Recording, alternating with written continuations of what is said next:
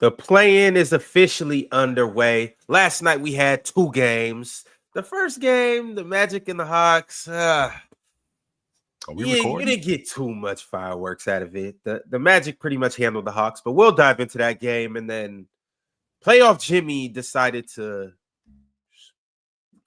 show up. He just play-in started. Playoff Jimmy woke up, and to no surprise, he did what he did and put on a masterclass. Steph Curry also put on a masterclass, and the Warriors went out to a big lead, let the Grizzlies come back, and then pulled away at the end. So we'll talk about that game. We also have 2 more games tonight, and then we have to figure out, fellas, who's the last spot or who's the last person that will get the last spot on the first team All-NBA. In the meantime, where y'all want to start? Y'all want to start with the Magic? I want to start the Warriors. It's up to you. You the host. You muted, Joe. We can't hear you. There you go. You let us know, Ron. What we doing? Because we could definitely start with the Orlando Magic and how good that defense is, which is fantastic. I just want to put that out there. But the biggest problem that I have with them is the fact that they had these lulls on offense. It's interesting because they can score. Right? They can score, but the problem is that they have these lulls where they can't get anything. And one of the main reasons why they can't get anything, and maybe I'm in the minority when I think this, is because their action off the basketball isn't good. Like they had this action where they got 5 out, and I think Atlanta went on a 27-7 run.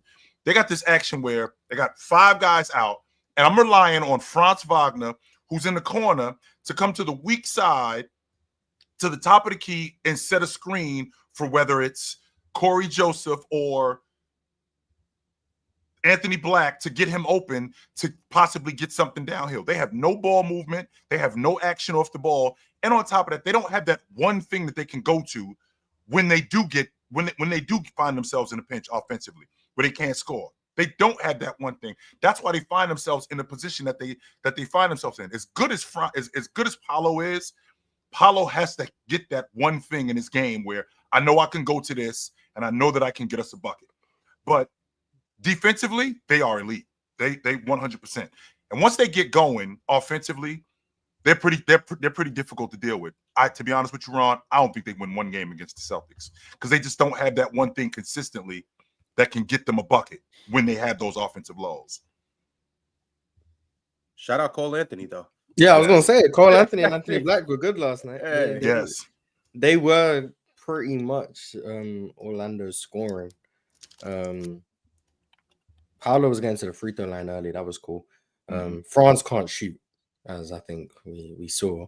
Can we get to the bottom of that, Mars? Can we kill that right now? He can't shoot. Like I don't know what it is. His first couple years, he was a decent little outside shooter. Now he can't make shots. There's a weird little hitch in his 3-point shot. It just looks weird. He's shooting way too many threes off the dribble. Cole Anthony is like the biggest reason they won last night. Like I said, Cole Anthony, Anthony Black, and then their defense, obviously. I think their defense, for the most part, was good. Trey was still getting off some of those lobs, but I think they kept the playmaking in check for a large part. I just don't think the Hawks are that good, personally. I just don't think the Hawks are that good. Obviously, that's because like a lot of their roster's hurt and flawed, but maybe they can be good in the future. But right now, it's just this team it's not even a playoff team, in my opinion. So the fact that they have another chance to make it says a lot. But they're too flawed in way too many areas. And yeah, I don't think Orlando's going to beat Boston. But I do think it's possible that Boston can have an off shooting night and Orlando can win a game.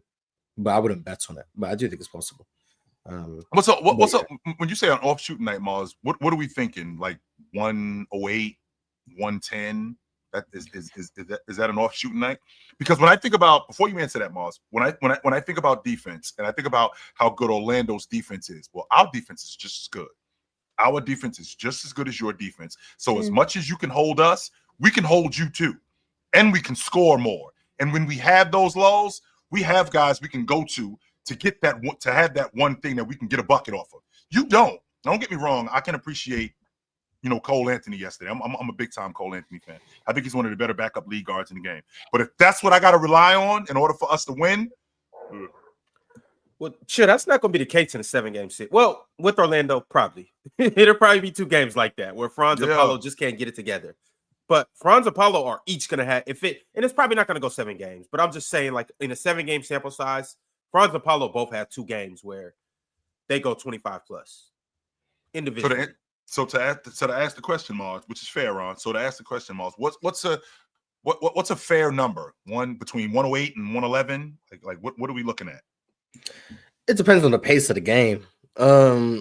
If Orlando are able to bring the game to their pace, which is slow as hell, they can hold Boston to like 104, 105. But if Boston controls the pace of the game, they'll be lucky to hold it to like 112, 114. And if that's the case, they won't win. They won't be able to score that many points. So they got to keep it in the low 100s, high 90s if they want to have a chance of winning a game. Because I highly doubt they're going to have a game where they score like 115 against the Celtics. Good luck with that. Yeah, I'm not going to put any money on that. Now, remember this too, Mars, to follow up on that question. Boston plays with one of the slowest paces in the league, yet they still are able to score. And with that being said, they also are able to hold teams like Orlando, who has offensive lulls. They can hold them to 13, 14 points in a quarter. In the playoffs, that's a nightmare. How do they recover from that? I mean, this is why they're going to lose because, like you said, Boston do play slow, but I think Boston just have an ability to up the pace whenever they want. Now, they are a slow team. I think they might be the only team that's slower than Orlando. I might be wrong on that, but I think they might be. But I do think they just have an ability to increase tempo if they want, and just they play whatever style they want.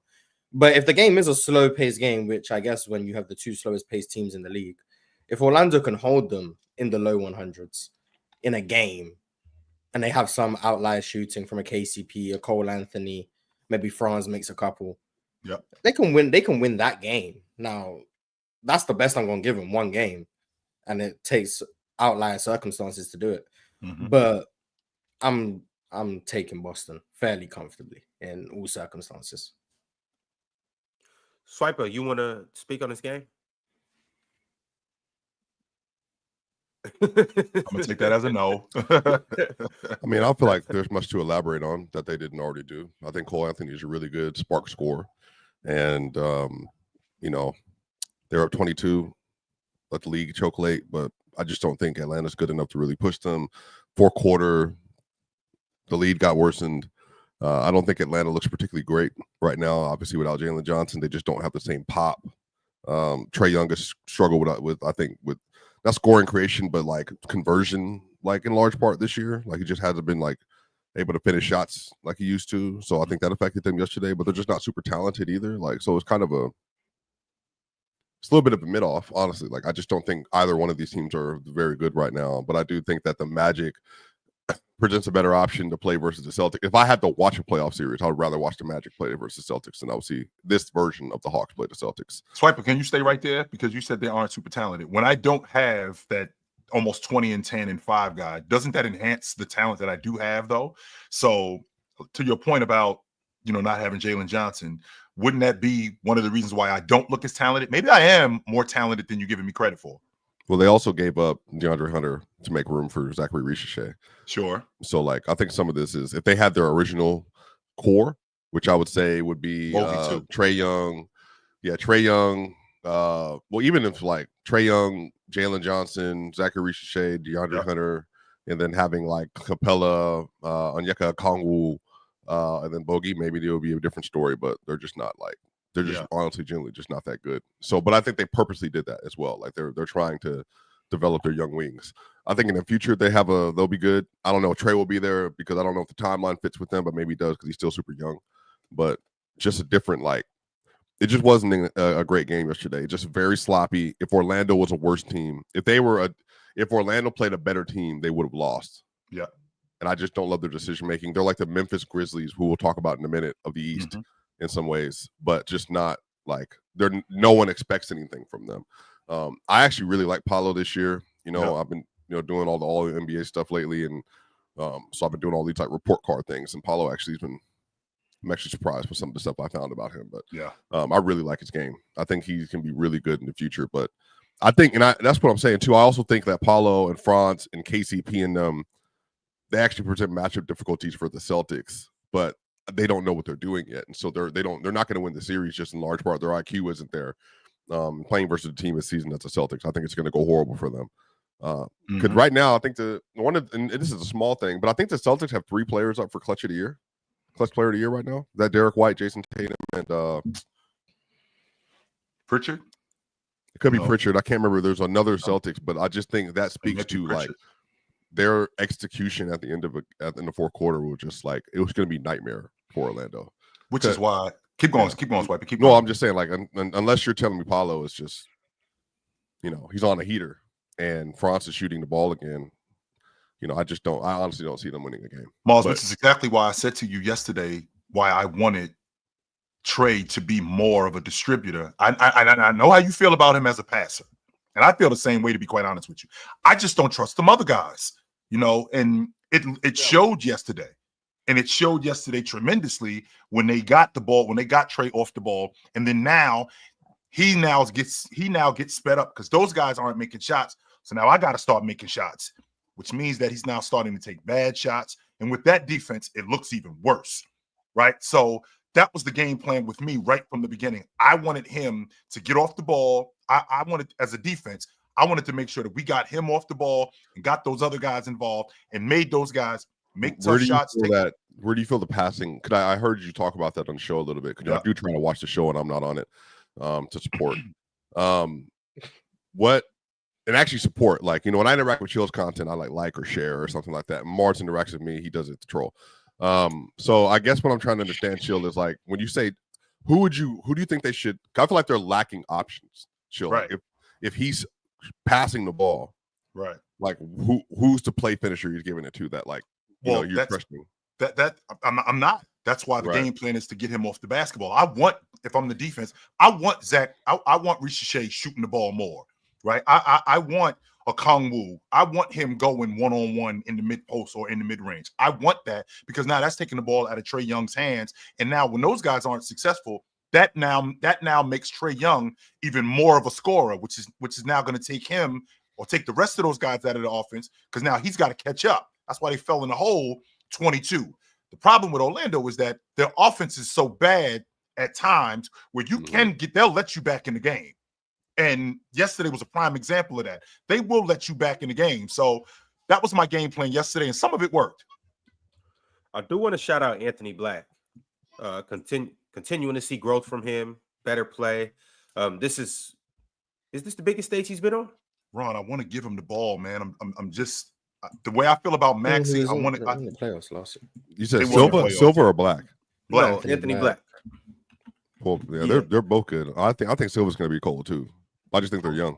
I want to give him the ball, Ron. Just like I gave it to Maxey. I want to give him the ball. But they got Suggs there though, so Suggs is better. But I feel like this kid is. I feel like I think he's a big deal at the lead guard spot. I just think the problem is with Suggs there, I can't really get what I want because I know that you're going to make mistakes. And I'm fine with that. That's a part of growth. But I want to give this kid the ball, man. I do. I want to give this kid the ball, and I want him running my unit, just like I did with Maxey. Yeah, well, when they get rid of KCP, they can do that. Yes, it's probably going to be the case. I can see that happening soon. But also, too, I just want to shout out this Magic team just in general. Not necessarily for this year, but next year, I expect a lot from them. We said the same thing last year with these dudes, Ron. The health they go hard. They go hard. They got hurt. We couldn't foresee the whole team succumbing to injury. Paulo just now able to start drinking beer. Franz, he's what? You just get in the club. Yeah, you just get in the club now. I can't expect them to come in the club and clean up. Chill. They ain't even been in the section yet. They don't know. They don't know how to act. So it's like next year I can see, like, especially with a Celtic a series with the Celtics. Yeah. A hard 4 or 5 game series. I expect them to learn a lot, learn some lessons about how Swiper said, what they can do, what they need to work on, what they shouldn't do, build up some more camaraderie. 82 games next year. I expect Paulo to build on what he's done. I expect Franz to build on what he's done, whether he's able to shoot or not. I expect him still to just get better as a player. Anthony Black, mature. You get your injured players back. who knows if they will and deal and make some moves, but Mm-hmm. next, like around this time next year, I think these boys gonna be. They They need got to Kobe. adjust the offense. That's what. Yeah, they get Kobe White in the roster. I think they can eat. But I don't know if the Bulls are gonna let them go now. Drastically need to adjust that offense. If they do, then they're a dangerous team. But right now, like they've been a bad offense for like 2-3 years now. Mars, Like, is it a since personnel Kyrie. injury? Is it a personnel issue or is it the action? Because I think it's more the action than the personnel. I mean, if no one can shoot, what action you gonna run? Well, you can. Well, they That's fair. That's fair too. Like, right. I think it's a mixture, but you can question the sets they run. I think some things they run are cool, some things they're not so much. But when teams are like, and Atlanta's a team that gives up a lot of threes anyway. But when teams are practically just saying, yeah, we don't think you half your or roster. you can shoot the ball, like you're kind of it's limiting true, your by the options way. because you're trying to get things downhill, but like they're clogging up every single driving lane, Mhm. every single lane to cut, all of those things. Like there was a couple times where I think they did a good thing where they used Paolo as a screener. Mhm. Atlanta would put 2 on the ball because they were trying to keep Trey out of the Paolo switch, and then they would have Paolo in the short roll, and then they would have the person in the corner cut, so that you had to pick between taking the cut or taking the wing 3. And then they got a couple like dunks and dump offs from that. That was cool. That's like good stuff. But you get to like certain series, it's like everyone's just going to choose to take the cut over the 3, and you're going to end up just passing the ball to 28% 3-point shooters all over the place. It's like you kind of just need guys to get hot at the right time in order to have a chance. It's just they need to address the offense like drastically. That will help Paolo. That will help Franz, give them more space downhill because that's when they're at their best. Mhm. Probably just need to get like if Cole Anthony was like the same player but just all-star caliber doing the things he does, that would help.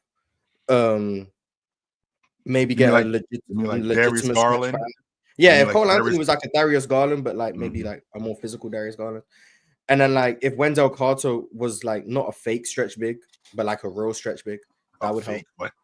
Yeah, like he shoots threes, but he's not a stretch big. He's just out so there, Mars looking at some of Paolo's like metrics and stuff. You know, he's actually like one of the upper tier playmaking wings in the league. Like, do you think there's a scenario where they could just kind of more build like a more Lucas-centered offense around him, where Well, the reason I ask is because if they can somehow, I think, provide enough spacing around him, I actually do think that would help him a lot. But I think that's what KCP and them are supposed to be. But I don't think you can have KCP, Franz, Wendell Carter Jr., Mo Wagner, and Jalen Suggs all on the court at the same time. If you could build like an ideal team or system around Paolo, what do you think would be the best? Is there an approximation around the NBA that you feel that would work best for what he is currently? Jason Tatum. His handle's not good enough to be like these types of perimeter wings. Like he is like a mid-post face-up wing, in my opinion. You get him in the mid-range. I don't think you want him 5-out spacing, attacking downhill. I just don't think his handle's good enough with nail help and stuff like that. But it could become that way. I think an approximation. I don't know. I think Paolo's kind of unique in that sense. I don't know who's kind of similar stylistically. Maybe like just Jason Tatum, but just move his game in 6 feet from where Jason Tatum starts. That would be like the best way I could explain it. Instead of having him handle top of the key, have him at the nail. Like, so he's doing the same things, but you just don't have him having to operate downhill as much with people being able to do. But if they're gonna run that 5-out offense, you do need a go-get-it lead guard. You do need a guy who can 1-2 dribbles to get by a guy and get into the lane and create some havoc. And whether it's finishing at the lane or whether it's a kick out. But if I'm kicking it out, I need guys who can consistently knock down shots. Unfortunately, Orlando doesn't have that. So that's something that they got to address. That's what they got That's what they got KCP for. That has not worked. No, that has not worked out this season. So with that being said, there are some things that need to be addressed. Sure, we're going to run the offense through Paolo more, whether it's in transition when he's getting it off the glass or when we're in the half court where we're putting him, because I think he's the most effective on that right wing. That's where I like him at the most. That right wing about 17, 18 feet, because he uses his body to get into the lane, and he's a really good passer. But I think that you need a lead guard that's a downhill go-get-it kind of guy. So, and I know we're going to talk about the Miami Heat in a little bit, but again, Mars, if I'm Orlando, give me the kid, Mars. Give me the kid. What? Hand over the kid, Mars. What kid is this now? The kid in Oklahoma City. Give me the kid, my Mars. God. Oh Give me the my kid, Mars. God. No. Give me the What- kid, what Mars. He kid? can't shoot either, so that wasn't even that. But Give me the kid, Mars. But no, Which kid? No. Nikola Topic. No. No. We good on that. But why? But I guess Paulo. But I guess I'm a little because he's a very good like mid-range shot creator and he's a very good finisher at the rim too. Like I think he's. I don't know. I feel like I've maybe a little higher view of him than Mars does. Crazy like, athlete. Well, I'm just not as high on the handles. I just don't want him. He got all the tools. I love him. Yeah, Ron turned me on to him. I love this kid, yo. Like he can he can run pick and roll very effectively. Like he's a good isolation player. Like he's huge. Like he's strong, getting downhill. I think there's some context to him, like giving him the ball more and then letting him be like your. Well, and as of right now, be your primary creator because they don't have a better option right now. Well, as of now, it's like right. They need another one, obviously, but they need to give him the ball less. They need to figure out a way for him to stop being the one that makes decisions for them. He's not there yet. Who do you? I feel you. Well, he's that best option. That's I'm with you. CP3 free agent again next year. Shit, maybe so. Who knows? He played 82 games. I don't care how old he is or nothing. If he can play, he can play. But they need some to find out a way to not have to rely on Paolo making the decisions for the team. Paolo needs to be there to score or do whatever. But right now he's not at that level yet. You know what I'm saying? That's not no knock. He's still a really good basketball player, but he's not at that level yet. Fran's not at that level yet. They need somebody else in there to do that for them. And I don't know why they should have came and got De'Aaron. They was slacking. For who? But they wouldn't want to give up Suggs to any of them, though. Yeah, I'm just saying. Right. Of course, But it is a such thing as trial and error too, and that's why I'm saying next year I expect them to be a little more ready to go. I expect them to be able to get to the second round, potentially knock on the Eastern Conference Finals. But shit, I mean, with that being said, y'all know how trial and error goes. It might take them 3 years. You seen how long it took the Celtics. Have they been in the playoffs? I mean, they were making Paulo's playoff career? runs, but no, they didn't make the playoffs his rookie season. So the last 3 years, right? They made it last year. And then in 2023 they didn't make it. So that was just this year and last year. And that was a Game 7 series last year, right? Mm-hmm. Yeah, that's right. The game where Franz was Cleveland. Yeah, garbage in Game 7. He was at 1 for 15 or something. Yeah. He what? He was clearly out of gas. Yeah, Franz was at 1 for 15 in Game 7, something like that. He was awful. Yeah, he was. Yeah. With that being said, though, I understand that they're not the best scoring team, but I think they could work on that. You know what I'm saying? I still think they're a really good basketball team. You know what I mean? They still do a lot of things well. I understand that they have scoring droughts, but if you have scoring droughts, like it's the NBA. Like I think that's easy to fix. You know what I'm saying? Like like in the offseason and stuff like that. For instance, not only adding to the roster, you know what I'm saying, fixing the personnel, but like France could really get in the lab. You know what I'm saying? You need to get in the lab and work on that jump shot. Obviously, you don't got to be prime Klay Thompson, but we need that to step up. You know what I'm saying? Like, they're young. You know what I'm saying? They could get a lot better still. They got Bleacher got them taking Carter Bryant out of Arizona, so taking another wing. But I mean, I don't know.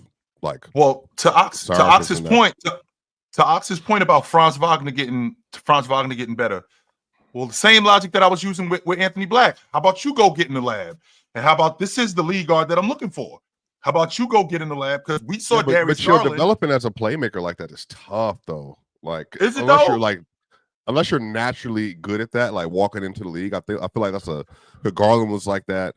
Obviously, I'm not bringing him up. That's a different story. But CP3 was obviously like that. I think Darren Williams was like that. Like they're the players that came in to be like really good by year 4, year 3 lead guards. They all had that skill set in large part in college. And then you don't think Anthony got that?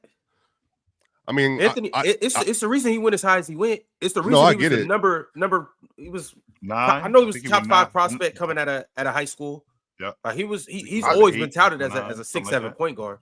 There's that, Ron, but also more than that. Like I kind of disagree that becoming a better playmaker is harder than becoming a better shooter or becoming a better anything. It's really having somebody show you, somebody pointing out like you need to look here or look here. You're missing simple things. It's just, it doesn't. I don't think that's a skill that's any harder to develop than any other skill. It's really just about watching film, getting that work in. You know what I'm saying? Learning where when certain breakdowns happen in the offense, or when I penetrate certain ways, am I supposed to be looking strong side? Am I supposed to be looking opposite? Do I got somebody rolling with me? Do I need to be more aggressive in scoring in these situations? It's just about continuously playing and also watching more film, and even watching other guys, like how Ant has said many times this season. I was watching Luka, or I was watching MJ or whatever. You know what I'm saying? I think he needs to take time to watch. You guys keep bringing up Darius Garland. Watch some DG film. Darius Garland wasn't always this good. I mean, y'all could disagree, but Darius Garland was not always this good. You know what I'm saying? And so I think, especially a player like Anthony Black, to Ron's point, I thought that's what he got drafted to come do. You know what I'm saying? I thought when I was watching, I thought that's what they saw in him. And he obviously got a feel for the game, Ox, because they gave him the ball wherever he was. They gave him the ball when he was in high school. He had the ball when he was at Arkansas. Was it Arkansas? I think he went to Arkansas, right? Yeah, it was Arkansas. Yeah, he was at Arkansas. He was at Arkansas. They gave him the ball when he was at Arkansas. Like he was one of their better playmakers. So I mean, the idea of being able to get downhill, get to the rim, and see the floor, there's a feel that comes with that as a player. And I think that Anthony Black, he can develop that because he already has it. Like, for a fact as a coach, if a guy doesn't have that feel, you're not giving him the ball. You're not. So I think that he already has that. Now it's just a matter of enhancing that. And I think that what we do is we let these guys off the hook. We let these organizations off the hook so many different times because we see these guys, they aren't developing as fast as we'd like for them. Okay, it's time to move on from him. We just got there. We just got him. Turn this guy into a lead guard. He does have the goods. He does have that. I'm not saying swap it to your point. Like, I'm not saying he can turn into Rajon Rondo. You know what I'm saying? Like, I don't think I do. I'm with you on that. Like, if you're going to be one of those elite guys, you got to have. It was a lot of cats that didn't know Rondo was going to be who Rondo was. Facts, right, but I think it's Rajon easy to look back in hindsight and be like, oh man, Rajon was like that. We always knew he was going to be. No, you didn't. But when you watch Rajon, he was always a scrappy defender. Look pass first. You know what I'm saying? So I'm not going to say what anybody is or isn't going to be. I don't think that Anthony Black is going to be that level of distributor. I don't think he's going to be that level of playmaker. But I do think that. So what I'm saying is I think you have to kind of have it already to be able to get to Chris Paul level of playmaker, you know what I'm saying, decision maker. But I do think that you got a high enough IQ. I think he's a good enough basketball player. I think he can create with his size, can create enough mismatches, if you will, or just put enough stress on the defense to get other people open. And you got to learn how to use your attributes to help everybody else. You know what I'm saying? Well, the last thing that keep going, Ox. I'm sorry. No, that's it. Go ahead. So the last thing that I want to do is equate Anthony Black, who just got the job, to an all-time great distributor in Rondo, an all-time great distributor in Chris Paul. Like, hold on, I ain't asking that. Yeah, but that's a lot of pressure. Yeah, but what I would like to see is some competency in terms of playmaking. Okay, he was able to drop the ball off on the baseline, and I've seen that from him. I've seen him get downhill and kick the ball out to guys on the wing. France on the wing, Jalen Suggs on the wing, but they weren't able to convert. So it's obvious that he's got that feel. It's just a matter of him continuing to get better and just being more patient with him. That's all it is. So I think that if we can be more patient with him, I do think that they have the league on. I really hope they don't give up on him. I don't. And another thing with Anthony Black too is like, yeah, he got some pretty good feel, but the two things that stand out the most for me, first off, shout out to him last night. He went 3 for 3 from 3. So he was cracking the long ball. But the two biggest things for me is he's a big point guard. He's 6'7", but also he plays defense too, which fits right into that culture. So if he can pick up a little more of that feel, distribute a little bit more, shoot a little better, he fits right in with what they got going on. So we'll just have to see how that goes. But I do want to say this also about the starters. They went 3 for 22 from the three-point line. Garbage, Ron. Trash. Bron's 0 for 5. Paulo 0 for 3. Wendell 1 for 3. Corey Joseph 1 for 4. And KFC 1 for 7. In the words of my man Ox, weak as hell. Weak as hell. Weak as hell. The team can't shoot. The team cannot shoot the ball. Hey, Morris, you know what though? You know what, Morris? I kind of like the Corey Joseph minutes yesterday. I didn't hate him either. I'm not gonna lie. I kind of like Corey Joseph. Outside the long ball, he wasn't terrible. He wasn't. No, I don't think he's been terrible for Orlando. I think that just says a lot about the situation Orlando has when Corey Joseph is viable. This is who we gotta go with. I watched Corey Joseph play for the Warriors and look like a non-NBA player. The fact that Orlando are relying on him to be a valuable piece is a concern. Their guard depth is just bad right now. Mm-hmm. But yeah, Corey Joseph hasn't been terrible for them. I don't think he's been terrible for them. I don't think he's been great, but I don't think he's been terrible. But it's just we shouldn't be relying on Corey Joseph in April. Like we just shouldn't. But that Atlanta team in terms of talent, that Atlanta team's in terms of talent, because they're gonna have to either see either the Bulls or the Heat. Where does the talent need to be upgraded? Because to your point, Swiper, you said that they lose DeAndre Hunter, one of the better rotation players in the game, but they end up getting Karis LeVert, also one of the better rotation players in the game. They lose Bogey, one of the better long ball shooters in the game, but they get George Niang, one of the better long ball shooters in the game. So, I mean, I don't think that they lost much there. I'm not going to say that it was an even trade. No, I'm not going to say that. DeAndre Hunter was clearly the best player. Yeah, I'm not. Bogey to George Niang is Bogey. I'm saying Bogey as a long ball shooter, like plump power forward. He a little heavy. Yeah, he a little bit on the meaty side. Yes, he is. But dude look like me, bro.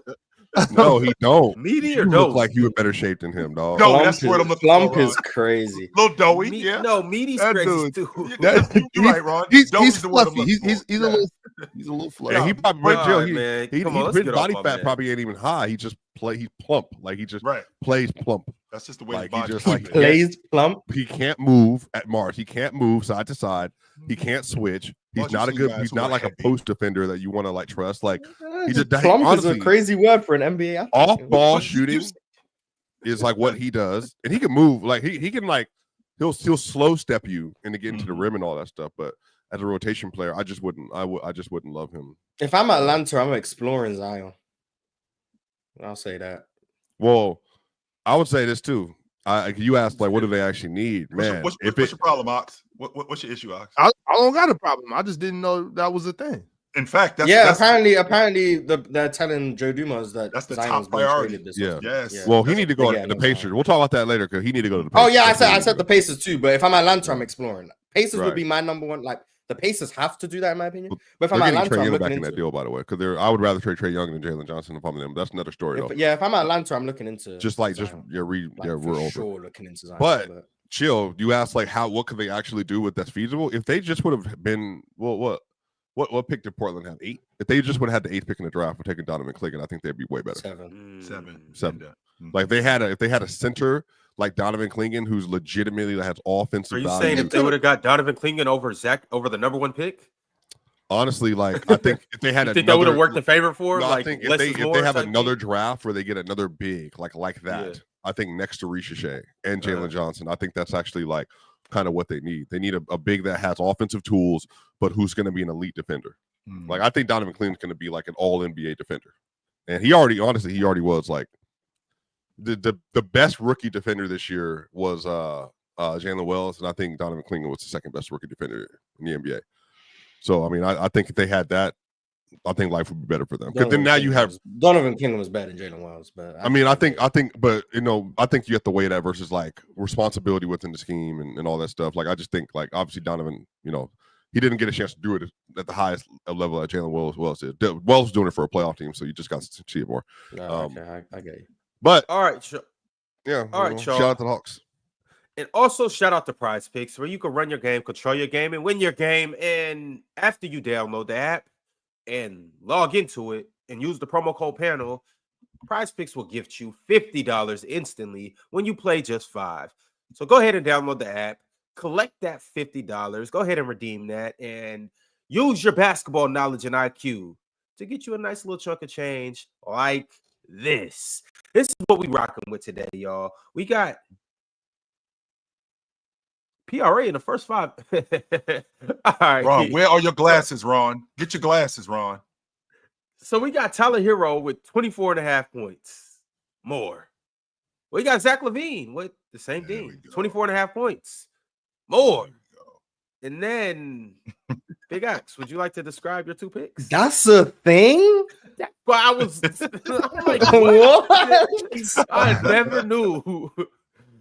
Yeah, well, I mean, Josh, I figured Josh Giddey would like to come out, set the tone, quick and early. So, maybe get a quick bucket, some assists, rebound, get out and run, that type of situation. So we got him going over 4.5 PRA in the first 5 minutes, and obviously dominant Sabonis. Y'all know what time it is tonight. It's a must-win game. He's going to carry the squad. 40.5 PRA. We got him going over. I did not know you could do PRA in the first 5 minutes. I think that's elite. I did not know you could do that. You could bet on you could bet at the you could bet at the Super Bowl who wins the coin toss. You can bet on almost anything. Yes. No, that's insane. First 5 minutes, just gonna be there sitting there watching Josh Giddey try to get rebounds. Like, okay, I guess gonna be locked in. But shout out to Prizepicks, man. This is how we rocking today. And if you like what we doing, double down on it. All right, fellas. We talked a lot about this first game, Atlanta and the Magic, but it was one more game last night, and it was a pretty good game, if you will. The Memphis Grizzlies and the Warriors teed off last night in the play-in. The Warriors broke their play-in curse by beating the Memphis Grizzlies by a score of 121-116 to secure the 7th seed. Jimmy Butler ultimately was the difference with his 38 points. He had 31 in the first 3 quarters, and he set a play-in record with 18 free throws. Shout out to Jimmy. People saying Shea's whistle just going to disappear in the playoffs. Okay.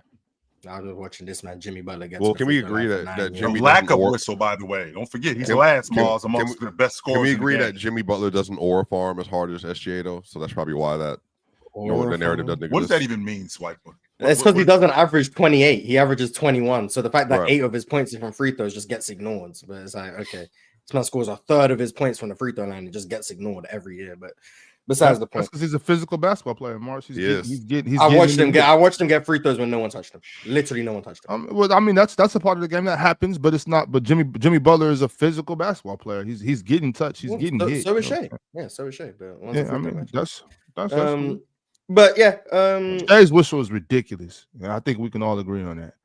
It can be. Jimmy Butler's is worse. And so can James Harden. So can Kawhi. Yeah. So can LeBron James. So can Kawhi's whistle. LeBron. Yeah, I'm saying this is borderline bad. But I mean, this is one game. We've seen SGA get this for 82. Jimmy's been getting this for years. But besides the point, yes, he has. Back to the game. It's a shame Ja Morant got hurt.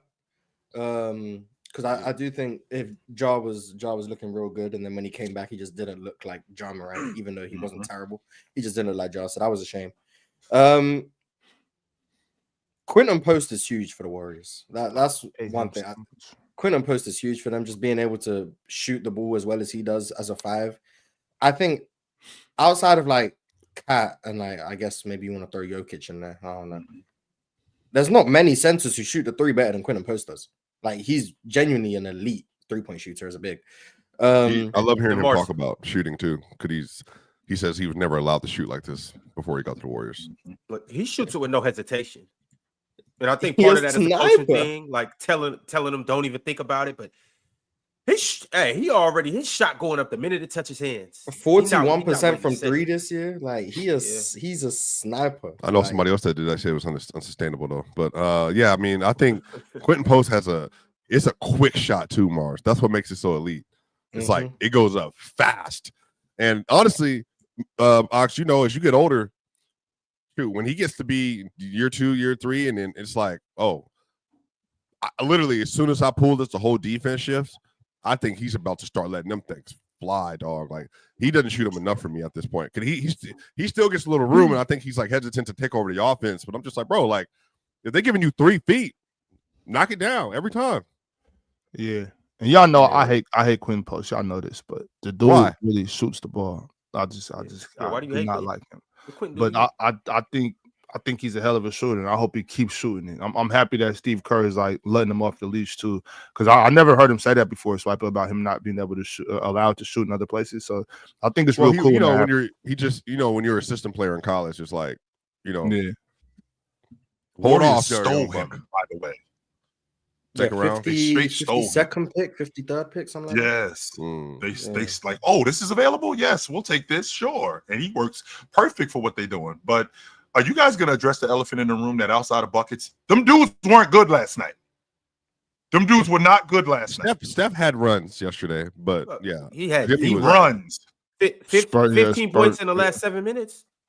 Yeah. Yes, but up until that point, Ron, it wasn't going well.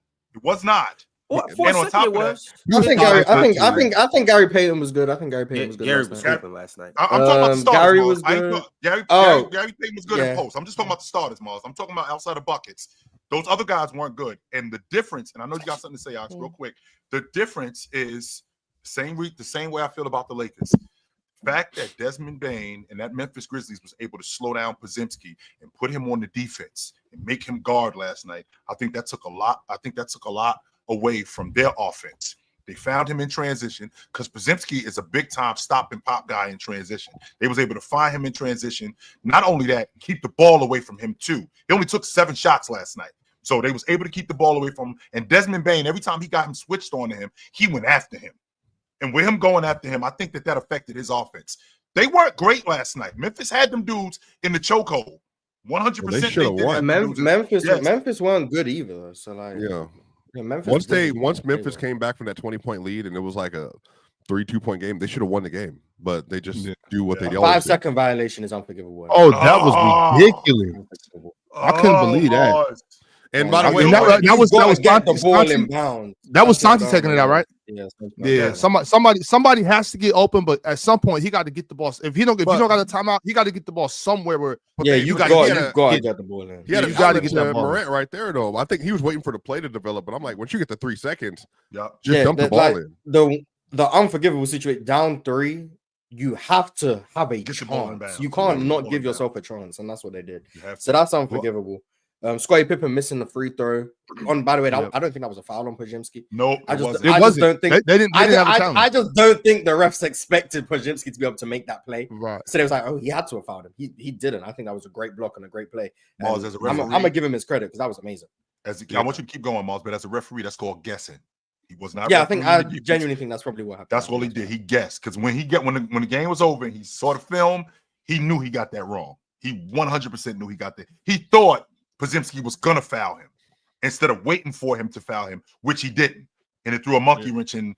And the fact that I call that, and Golden State not Golden State. I'm sorry. Yeah, Golden State. They didn't have any challenges at that point. They didn't. So they used it on the Draymond foul on Edey. Which it was. I was hoping it was overturned for different reasons, but yeah. So Scottie Pippen missing that free throw was bad. Then Jimmy threw the ball away. That led to the breakaway. He threw it right to him. Yeah, that turnover was bad. Well, I think they were running a play though, and he just didn't think that the defender was going to be there, but he still shouldn't have thrown the ball. Like horrible turnover. They were definitely running something, but it was still like Steph's on the ground. That was Steph, right? He was trying to throw but I'm not gonna lie. You know, when Steph hot, you just want to grenade. Yeah, but at that point, you jump in the air, you see he's not there, you just turn around and get it on the rim, or at least, you know what I'm saying? Do something. But when the Warriors run that, and I do love this because they've been running it. They have that same action where you get Draymond in the corner and Steph right there, like at the break, like at the wing right there. And they'll run any action they can over here just to get the defense moving. And then they get that skip, that pass to Draymond. And then it's like a little quick dribble handoff thing they run with Steph coming down to the corner. They've been running that for so long, and it's just like somebody has to figure this out. Like, it's tough because it's called grenade action, which is funny because I know how you feel about grenades. It's funny because like teams don't guard Draymond, so when they just ignore Draymond and you skip it over to him and Steph's coming, it's basically like you're manufacturing drop coverage because no one's guarding Dre. So Dre hits you with the screen. It's like, oh, there's a wide open Steph here, which is why I always think like in theory Draymond should provide spacing. Because when he catches the ball on the 3-point line, he's looking for Steph. Yeah, exactly. Which means you kind of have to stay attached to Dre just so you don't let Steph get open. So it's like he's technically providing spacing in that area. But yeah, teams haven't figured out that when Draymond is wide open in the corner, the play is not designed for him to shoot. They haven't figured that out yet. So very, very interesting. But yeah, the Grizzlies tried to lose that. The Grizzlies tried to lose that. Which compounds your point, Ox, where if you run in that action, points are at a premium with us because Golden State actually plays really good defense. So I'm watching Zach Edey yesterday. I think we're in the third quarter. We're about 7 minutes in. I'm not going to get you started, Mars. I'm going to try to keep your blood pressure down. But we're in the third quarter, and he's got this two-man action going on between him and Desmond Bane. Curry's on the weak side of the floor. Zach, all he got to do is dive to the basket because Curry's the only help. Everybody else is Curry. Everybody else is close to the free throw line or higher, which means none of those guys can shift fast enough to the basket. He stops and pops, and then he doesn't even shoot the ball. He's looking for somebody else, and I'm thinking, big fella, dive to the basket. You're wide open. The only help over there is Curry. I think that's because he's a rookie, but that's a fundamental play. I feel like that's something fundamental when I'm surveying the defense. When I screen. And there's nobody in front of me, and the basket is wide open. I'm the biggest one out here. What's the most effective shot? Right at the rim. And if Curry's the only one on the weak side, I got to get to the rim. I think I only saw him right quick. I got to step in and let you guys know what Zach Edey should have did last night. He should have used FactorMills.com promo code Players Choice 50 off. Despite the Memphis Grizzlies losing, they could have made last night their best game yet. With the best season so far coming up, the spring season, Factor Meals has meals that in 2 minutes, well, they're ready. Eating well has never been this easy. Just heat up and eat up and enjoy, giving you more time to do what you really want to do. Get outside instead of prepping and cooking indoors. Factor Meals arrives fresh and ready to eat, perfect for any active lifestyle. With 45 weekly menu options, you can pick gourmet meals that fit your goals. Choose from Calorie Smart, Protein Plus, Keto, and more. Factor provides your day with satisfying breakfast, on-the-go lunches, premium dinners, and guilt-free snacks and desserts. It's easy to savor more this spring. Factor Meals packs the flavor with none of the fuss. Get in the game with Factor Meals. Get started right now at factormeals.com/playerschoice50 off and use code Players Choice 50 off to get 50% off plus free shipping on your first box. That's code Players Choice 50 off at factormeals.com/Players Choice 50 off for 50% off your first box. As you guys were saying, Ox was talking about Ox was talking about the weak side help when I was talking about Zach Edey and how much of a rook he looked like, and that just being fundamental. And I know Mars, he is a rook, so we got to give him some grace. Mars, he's a rook, and there's things that I just don't know. It's the playoffs. I don't know what I'm doing. Now I know that as a rook, that still doesn't explain that I can't finish around the rim, right? Okay, sure. As a rook, I should be able to dunk the basketball 100%, but I don't understand as a rook how they're mismatch hunting and they are going after him. They 100% are going after him, and they want to put him in as much of the action as they possibly can. That's how he ends up in the paint, and he's ending up on Jimmy Butler. That's how he ends up in the paint, and he's ending up on Gary Payton, who's wide open at the long ball line. So, I mean, there's things that he just doesn't know yet, and we got to fix those things. But there are fundamental things that he should know that he just didn't convert on yesterday. There was a disgraceful performance from Zach Edey. That's the best way I can describe it. I feel like that's a little tough, Mars. I'm not gonna lie to you. No, it was disgraceful. But Mars, I feel like I agree he didn't play well, but it's disgraceful. He's 4 of 11 from the field. That's horrible, especially for his size. That's right. Obviously the big deal. Mm-hmm. But I think for a rookie's first ever playoff experience, getting 14 and 17 and then winning the minutes when you're on the court, I'm saying that is a plus he can take away. And again, I think I really do try to be with young players a process. Sure. Mars, he played versus Steph Curry and Jimmy Butler and Draymond Green in his first playoff experience. Right. That's horrible. Like that sounds like. What doesn't mean he didn't play disgraceful? No, I feel like disgraceful is a stretch. He There's only 3, like, you know what I mean? If Zach Edey was 31 and played like that, oh yeah, but that's different. Would you say it was disgraceful? Age is important. Yes, because the reason why I'm so what I'm saying is how he played. I'm not saying how he played relative to age and rookie expectations. That's not fair, though, Mars. Look at what he did. That was disgraceful. I don't. Right. I'm not. He just don't know what he don't know what. No, that's all I'm saying, Mars. I think it's fair. I'm analyzing what I'm watching. I'm not analyzing. Oh, you're a rookie, so I'm gonna just forgive you for playing terribly. You can play terribly and be a rookie. You can play great and be a rookie. When a rookie plays great, I don't then put you on a higher regard compared to a superstar. You should. It's more impressive. No, I don't analyze based on what's more impressive or more difficult. When I say Zach Edey played terribly and was disgraceful, it's not relative to rookie expectations. It's relative to being an NBA player. Well, I think you do have to parse out players based on where they are in their career, though. And I'm saying I agree with you. I agreed with you. He didn't play well. Right. But some of this stuff is for a rookie in your first experience. He did do some things well yesterday, but I do think overall he showed that there's levels to what being a good player means in this specific format. And that's all I'm saying, Mark. I personally just regard. I'm not gonna. Sorry, go ahead, Ox. Yeah, go ahead. No, I was regardless of rookie or 31 years old. I don't think Zach Edey played all that bad. And that's fine. And that's fine. You can think. My issue is if I'm analyzing what I'm watching. Sure. I'm not giving everyone different grades based on rookie or year 12. I'm looking at what you are doing on the court. Zach Edey, in my opinion, played terribly. I am going to say that, and I don't need to hear, but he's a rookie. Okay. Yeah. Zach Edey, rookie, played terribly. What does that change about what I'm saying? I'm not saying he's never going to have a good career. But it's not that. I agree with you on that, Morris. It's playoffs. We're on different sides with that. Because they're a rookie. Right. But we're on different sides. It's the playoffs, though, Sniper. I agree.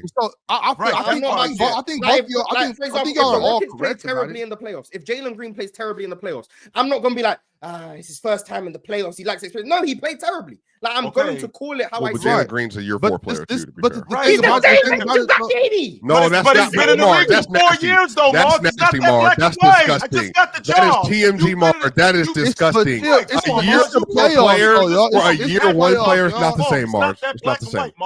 Okay, but I think we all understand each other though. Like y'all saying he's playing bad for a rookie. Mars said he played bad. Like it's I'm saying he played bad for an NBA player. I'm not looking at it like, oh well, he's a rookie, so he didn't play that bad. No, I don't care. If you're on the court, you're there to try and help your team win. And Zach Edey did things that help your team win. The offensive rebounding is 100%. Valuable in some areas. The screening was cool. And I give him credit for doing those things. And the things he does badly, I'm also going to say he did badly. Sure. I'm not going to tiptoe around the fact that someone plays badly because they're a rookie. You said disgraceful, though.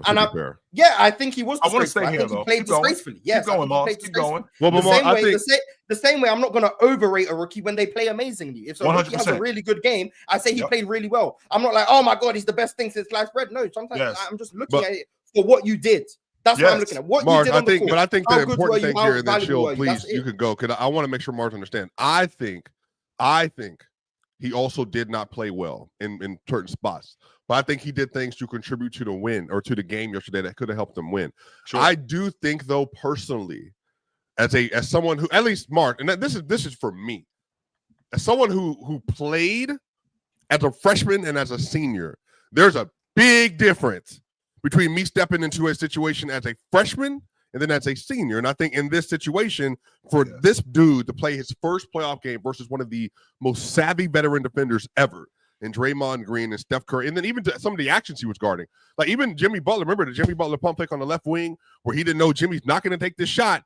He baits, and then Jimmy gets to the rack and gets an and one. Like that's just, I think, knowing who you're playing against. Now, I do want to concede that I do think you're correct that there are things he could have did better. I'm also with Ak. I think there's some things he did well, but I personally believe, Chill, and please go from here.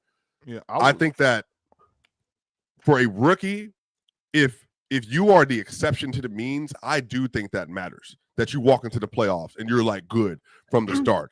Sure. For when you're a rookie and you don't play well, I do think it matters that the moment, the pressure, the situations, and even what it requires of you in a playoff setting, those things hit you like a ton of bricks, and you don't know how to respond to those things. And I think Edey went through that multiple times yesterday. He's already not like a super great finisher as it is. He's already really clunky with his body. And even though the shot was it for halftime, Ox, when he was looking to see who I can pass the ball to, and he's sitting there looking at a wide open mid range, or he could have just went straight to the rim. Like that's just him being super passive because he's trying to like do all the right things instead of just being aggressive sometimes. So I think that's what will change over time.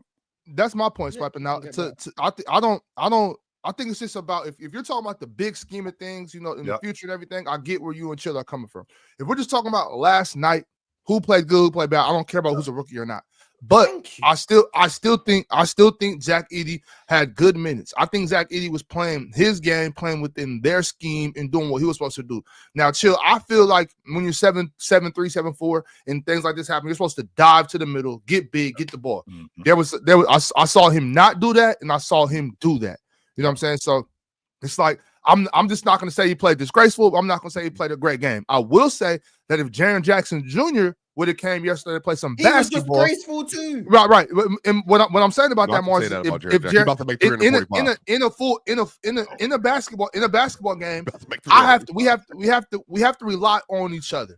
I feel like if Jaren Jackson Jr. would have came to play some basketball, Zach Edey's performance would have looked a lot better and would have been accepted by everybody else as better basketball. Now, I think Jaren Jackson Jr. playing terrible compounded it. Jaren Jackson Jr. playing terrible compounded Zach Edey's performance. Not even just that they lost though, Mars, because there was times there where I thought, damn, they could get this game. And to that being said, shout out to John Morant because he went out like a G last night. You know what I'm saying? At least he, you know what I'm saying? He came. You could see how he was running. He couldn't even. That shit looked painful. You know what I'm saying? Layup, throw off the backboard on one side. Was that I think it was Jimmy. He threw it around off the one side of the backboard. Catch. Like, how you think about that? You don't. I remember that play. The improvisation was ridiculous. Yeah, that's just. I love when dudes do that on the fly. Like I just feel like Mars. I feel like if I'm gonna say this, then I have to be consistent in my logic. If I'm gonna say this, I gotta say this too. So if I'm gonna say that Zach Edey was good, it was good because of his size. I mean, for example, you're talking about him offensive rebounding. Well, that was because of his size. He used his size to be good. He used his body to get around people. Well, I can't just say that and then say, well, he was bad, period. Well, he was bad because he didn't know what he was doing. He was bad because he didn't look at the basket nearly as much. Does he know how to play pro basketball at that level in the playoffs? Does he know how to dive? Does he know where to be in spots? Does he know how to switch? Does he know how to close out in these particular situations? No, he doesn't know how to do that. And that would contribute to why he was bad. I'm not just going to say, yo, he was bad, and I don't care that you're a rookie. That's just not fair because I can't do that when I say you were awesome and you're a rookie. No, I have to be consistent in the idea that if you were bad, this is why you were bad. But if you were good, this is why you were good too. I don't think that it's just in a vacuum. You just were bad, and that's it. Well, yeah, he did good things. Right quick, Mars. I gotta step in. Hold that thought, because you see, a lot of people weren't able to actually see the game last night. Like y'all watched the game, but y'all didn't see the game in clear HD, live and in person. Well, with the Gametime app, after you download the app and create an account and use code CLNS, you'll get $20 off, and you'll be able to witness whether Zach Edey was really good or really bad, live and in the flesh, in person, in the arena. It doesn't get too much better than that, especially because, well, you know what time it is. It's playoff basketball that we will be watching for the rest of April, May, and June. And with the Gametime app, you have the opportunity to, well, get in the game. So download the app because, well, it's the MVP of all ticketing apps. And they offer you perks like being able to see your seats before you buy them.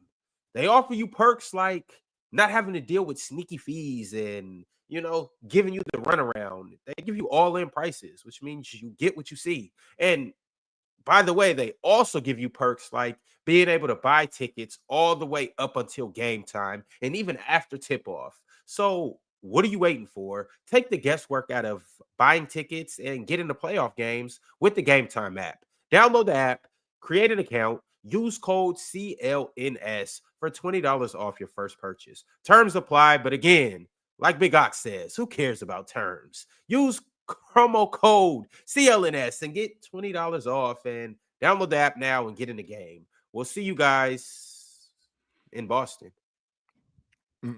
Read the times. Read all the fine print. As you were saying, Mars. Yeah, I think people just, and maybe this is because we have access to every game now. I think people view every game as a referendum on someone's career. Zach Edey had a good rookie season. He was valuable. He was impactful. Zach Edey, in my opinion, was terrible last night. Me saying one thing does not mean I'm now putting a whole referendum on his whole career and his value. Someone can play badly in one singular game, and that doesn't bring their whole career and their legacy and what they bring to the table generally into question. When I say Zach Edey last night was disgraceful, I don't think that's me saying Zach Edey never does anything good. What I'm saying is how he played last night was unacceptable in pursuit of trying to win a basketball game. Zach Edey was trying to help the Memphis Grizzlies win a game. Yep. And in my opinion, actively hurt their chances of doing that. When I have a 7'4" human who brings the ball down to his knees after every single rebound to get tied up for jump ball after jump ball or to turn the ball over, you're hurting the team. When I have a center who can't step out in space and is getting lit up for 3 after 3 after 3, that's hurting the team. Now, I can understand. He did provide value on the glass in the possessions where he didn't turn it over or didn't force a jump ball, and those extra possessions were valuable. I even acknowledge those things. He wasn't terrible in every aspect of the game. But in my opinion, Zach Edey was a direct reason, alongside Jaren Jackson Jr., who I also think was disgraceful, in why the Memphis Grizzlies lost last night. Now, that does not mean I think Zach Edey brings nothing to the table. That does not mean I think Zach Edey is a bad player.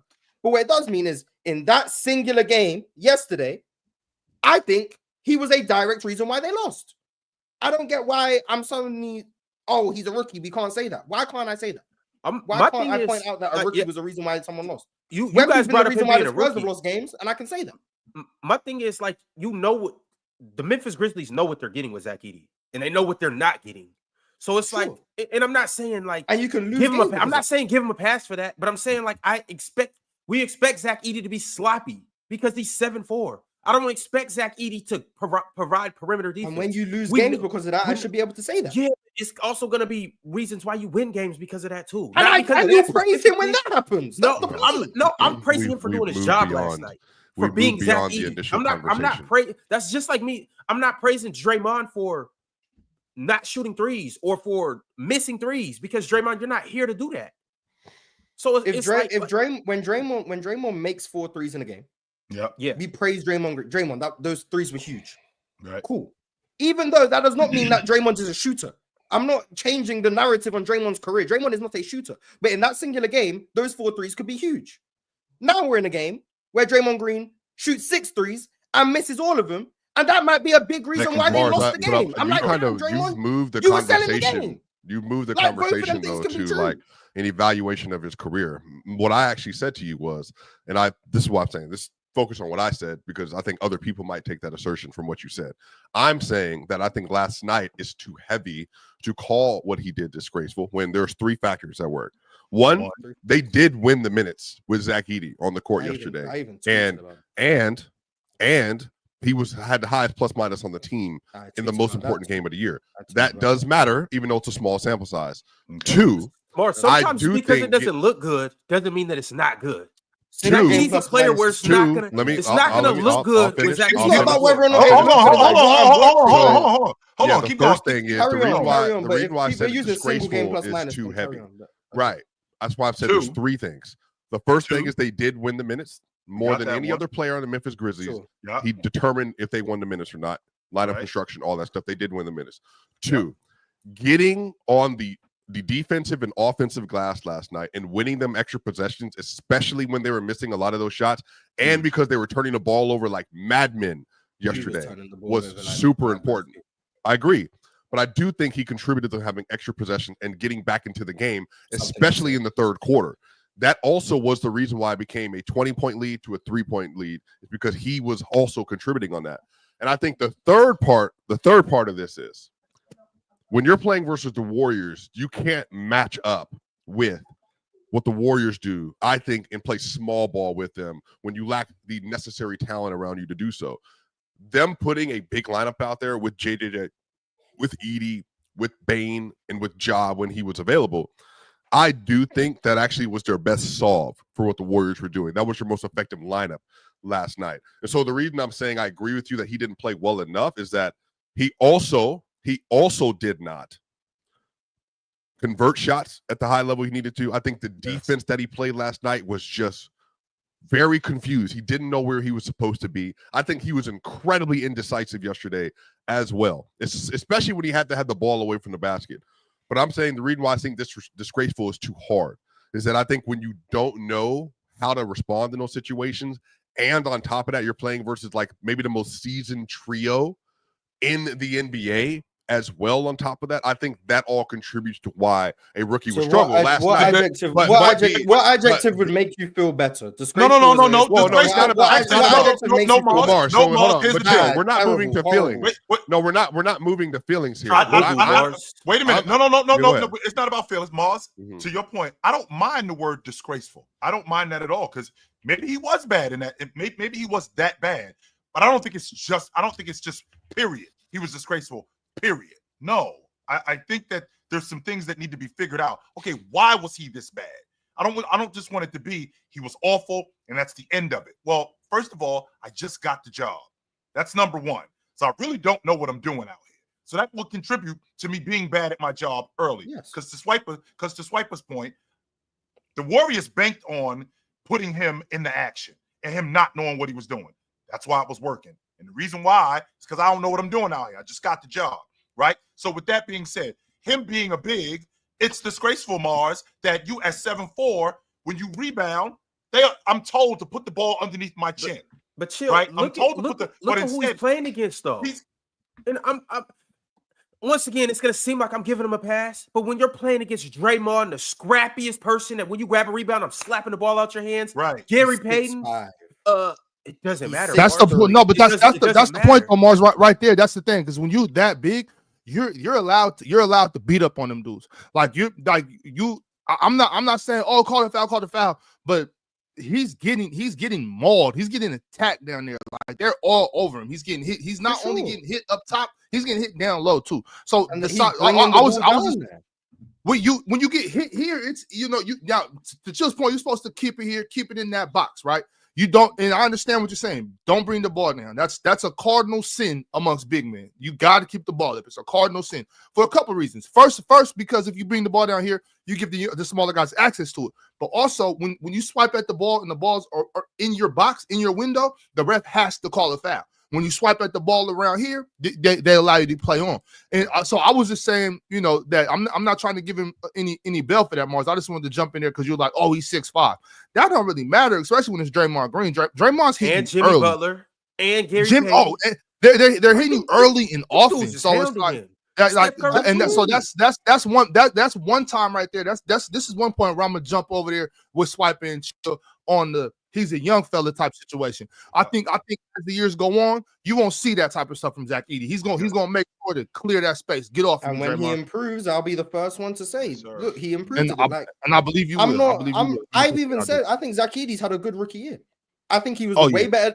We asked this like last week because you asked about Zach Edey's ability to move on the outside defensively. And I said, I think Zach Edey's been better defensively than I expected and a bit worse offensively. Right. But when I'm saying, and I want to make it abundantly clear, Jaren Jackson Jr. was the biggest disgrace on the Memphis Grizzlies last night. And I guess that's fine for me to say. I can say Jaren Jackson Jr. was disgraceful. And no one will argue against that. But Jaren Jackson Jr. was disgraceful. Why, Mars? Use the word disgraceful. Keep going, Mars. Why was he bad? Can we discuss why he was bad? Why was Jaren Jackson bad last night? Because he can't navigate double teams. He can't see when one's coming. He's falling all over the place. Still can't rebound. Stop right there, Mars. Get on the glass, big fella. Get on the glass. You killing us. So he was disgraceful. Yeah, he was disgraceful. But on back to the Zach Edey point, I had to look up the definition of disgraceful. Shockingly unacceptable. I think that's a perfectly fine way to describe this game. I don't have a problem. I think another definition of disgrace is to be the source of shame the source of shame or to humiliate my superior showing. I And just, to be, you know, I and just, to Mars' I don't think you point, should be a well, source of shame. and to Mars' point, Maybe you it's the should be UK. ashamed of yourself of how Maybe you you play. got the American I dictionary. got the Merriam. This is Yeah. Merriam-Webster. I got the Oxford language dictionary, so maybe that's why. That's the one to use, Mars. Oxford. go. That's the one. Yeah, so maybe disgraceful to me means something different, and that's why everyone's getting like for me. I don't even shockingly think it was that unacceptable razzle is a dazzle. perfect I think way I've been to very describe perfectly calm. Zakidi's game last night. I'm sorry, I'm reading the definition. I'm like, yeah, I do think it was shockingly unacceptable what Zakidi was doing last night. The fact that he gets the ball in the post and turns into the double team 19 different times, that's unacceptable. The fact that he then gets double teamed and gets flustered and doesn't know what to do, that's unacceptable. This is a man, by the way, who I know college is not the NBA. You know how many double teams that man saw in college? All of them. It's a lot. So triple the fact team. that he's still getting sped up by double teams to Yes, the sir. degree in which he did is unacceptable. The fact that he's catching the ball and not knowing what to do with it is unacceptable. Yeah. The fact that he's getting to his hook shot and the touch has disappeared Mhm. is unacceptable. That's the only thing I was mad at, Morris. He wasn't making the shots. So like he missed some buddies. when I look at the definition of disgraceful, the Oxford Dictionary definition, and I see it says Oxford. shockingly unacceptable. Yes, I stand on what I said. Yes, I think Zach Edey last night was shockingly unacceptable. Mhm. I think Jaren Jackson Jr. was shockingly unacceptable squared. He was even worse. I don't think. But I I don't. don't, The I'm word standing on disgraceful. I'm standing on what I'm saying. I'm sorry. I stand on what I said. I'm What- not. I don't think the terrible. word for Jaren Jackson Jr. is disgraceful. I'm thinking more like putrid. That's what I'm thinking with him because Putrid was is a in great effect- word. he was Abhorrent. Like there's many yeah, adjectives we could he go was with. what very Jaren Jackson he was Jr. very Keep much going. ver- I don't think y'all And I- found it yet. Keep going. And spoiler alert, I put Jaren Jackson Jr. on my All NBA team. He should. Is he coming off, Mars? It's a regular season award. Is he Oh, coming damn. off? Nah, because my Damn coming that. off, I want. Hey, Ron. I No, turned mine in he's- last night too, Ron. I want you to go in there and take that brother off of there. For me. It's too late. That He's was- that was- hey, that was he's shockingly second team all. unacceptable. He's second team all panel. No, we That ain't was doing Y'all that. did it. second team. If it Y'all wasn't, did if it. it wasn't, Don't get mad if at it me. Y'all wasn't did for- it on the second I team. didn't put him in second team either. I think I You put him in third. did. No. But Anyway. my thing is this though, who we haven't spoke, or maybe we did. I had to run a couple times, but Desmond Bain. Desmond Bain had murder on his mind last That boy night, did hoop. and nobody jumped in the whip with him. I mean, John tried to, but you know he went down. He got But- clipped. Hey, Facts. matter of fact, That- can we go ahead and tell basketball players to stop because they know what they're doing.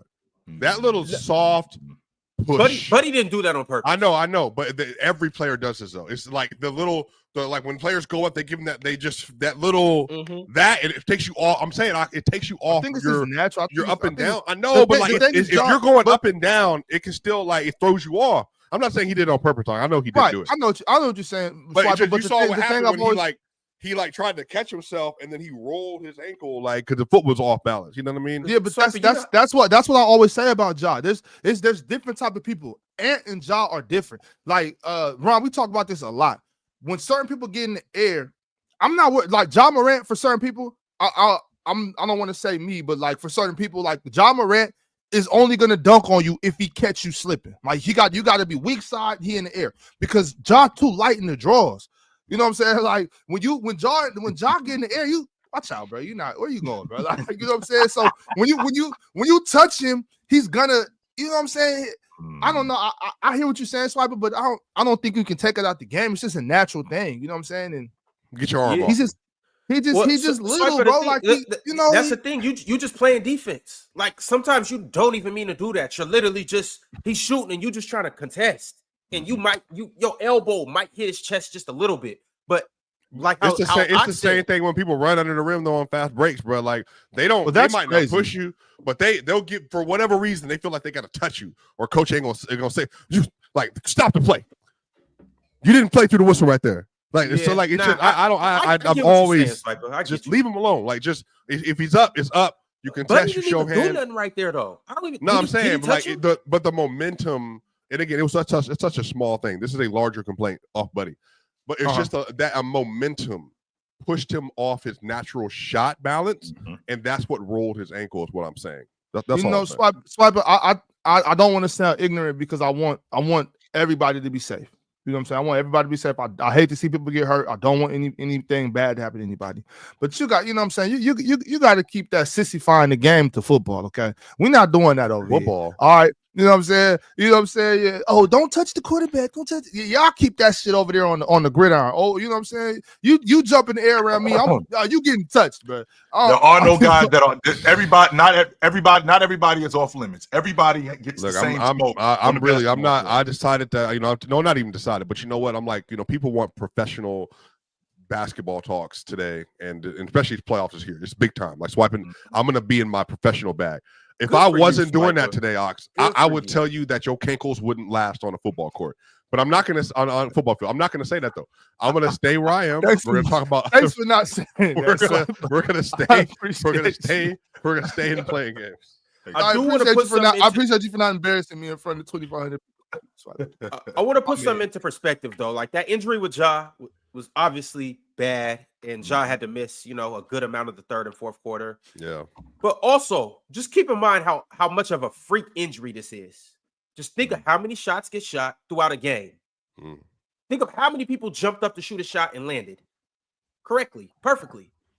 That happens so rarely that it's like, obviously we blow it out of proportion when it happens, but think of how many people went up for layups last night. How many people went up for jumpers? Who landed on ankles? It happened one time. We watched 2 games last night. It happened one time. Like that rarely happens. So like it's a part of the game, and believe it or not, it's a freak injury. Like when we think about freak injuries, we think of ACLs and Achilles and stuff like that. Coming down on somebody's ankle for the most part is a freak injury too, because it rarely happens. He'll play Friday, right?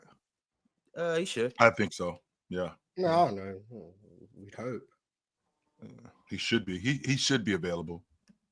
I doubt that. He woke up this morning in some pain, some real discomfort. He had to. Yeah, it should be good. That boy, 23 years old.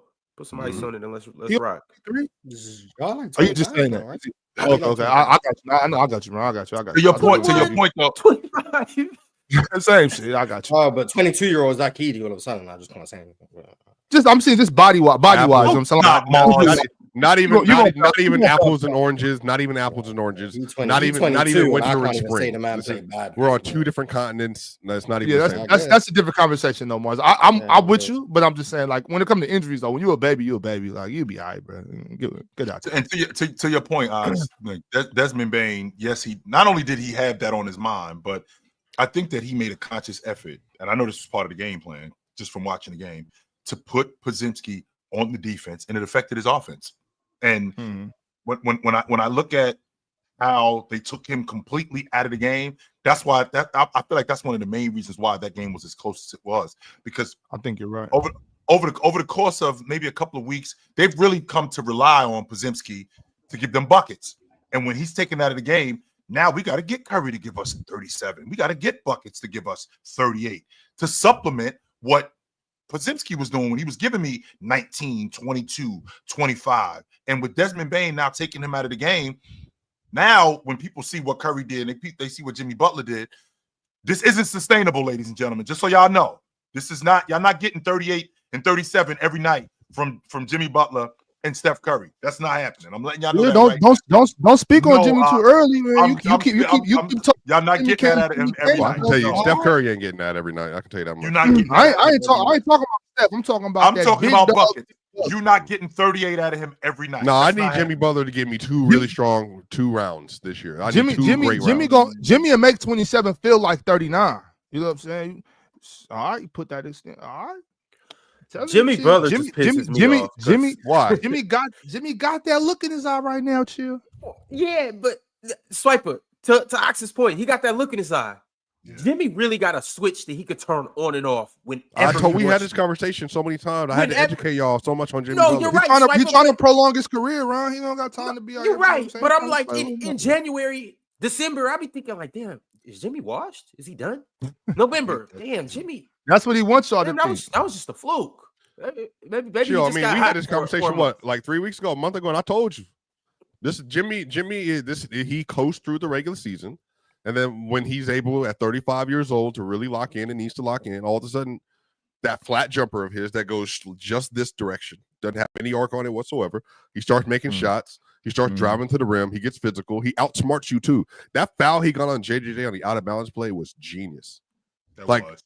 just It's simple. not hard to foul bait JJJ, but really but he did it to the right man. He found the right one. He found a mark. Even the pump fake on Edey was incredible. Look, I think he's a great and he talking about I'm just Batman and Robin. All right, Jimmy. You're gonna be a Batman more than you are a Robin on a lot of these playoff nights. Jimmy be playing, y'all. It's a long con for Jimmy. You know what I'm saying? He knows what he's doing. He knows for sure what he's doing. Ox, this is what I'm talking about with you, yo, because I need to be schooled on this. So this ain't a smash and grab here. This is it's a long con. He been playing the same con forever. Chill. So he actually moved into the house.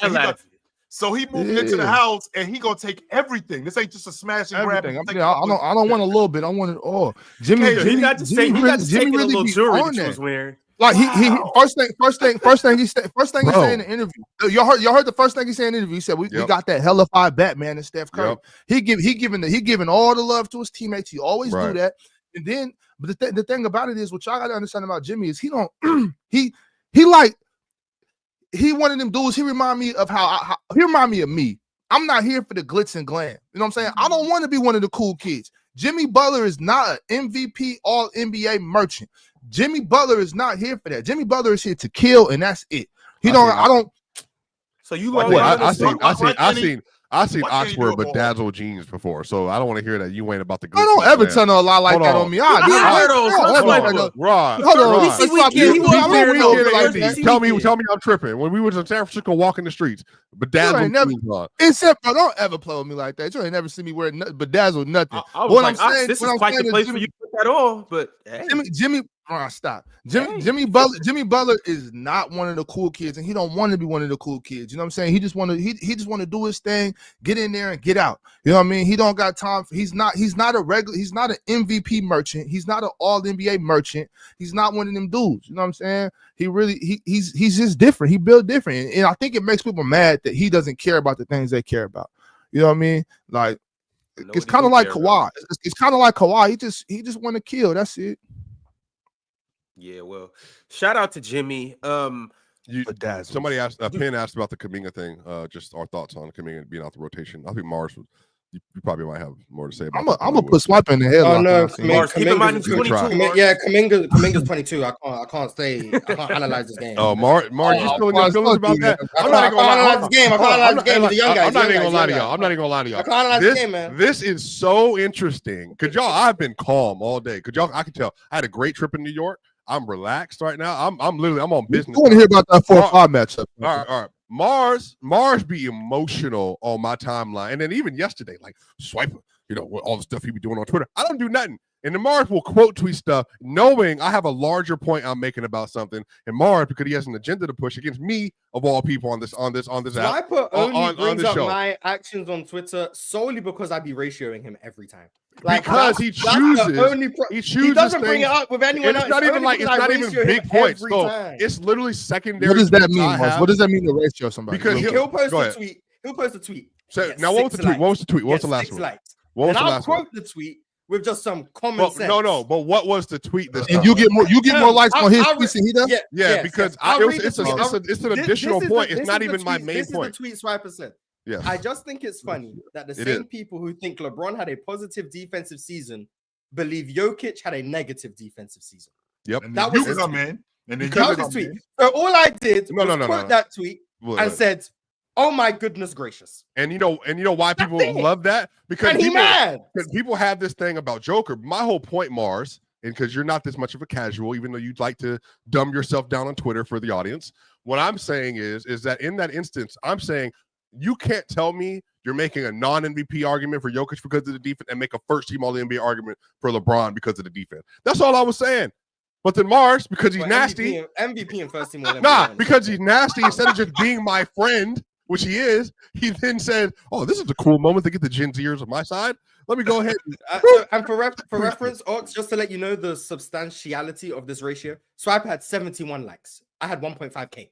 Because it's just a side tweet. But chill, this is the thing. Just to let you know, When that's why he brings out with to me and that's why he brings out with me. Anything about me and Jokic is going to get played. That's why he brings out with me all the time. Get play. I know, but that's what I'm saying. So basically, that's how you sample a nigga song. But I was about to say that, Ron. That's sound like what he did. He took my track and just changed exactly what he did. He took my track and just changed a couple of lines and put it out. What was that? You made it a hot bar. He made it a hot song. Exactly. That's exactly what that is. But look, this is all I'm saying, Mars. You can keep capping for Jokic on the timeline. There is no cap. No, there's not a cap. Anyway, that's why I'm saying I don't get distracted.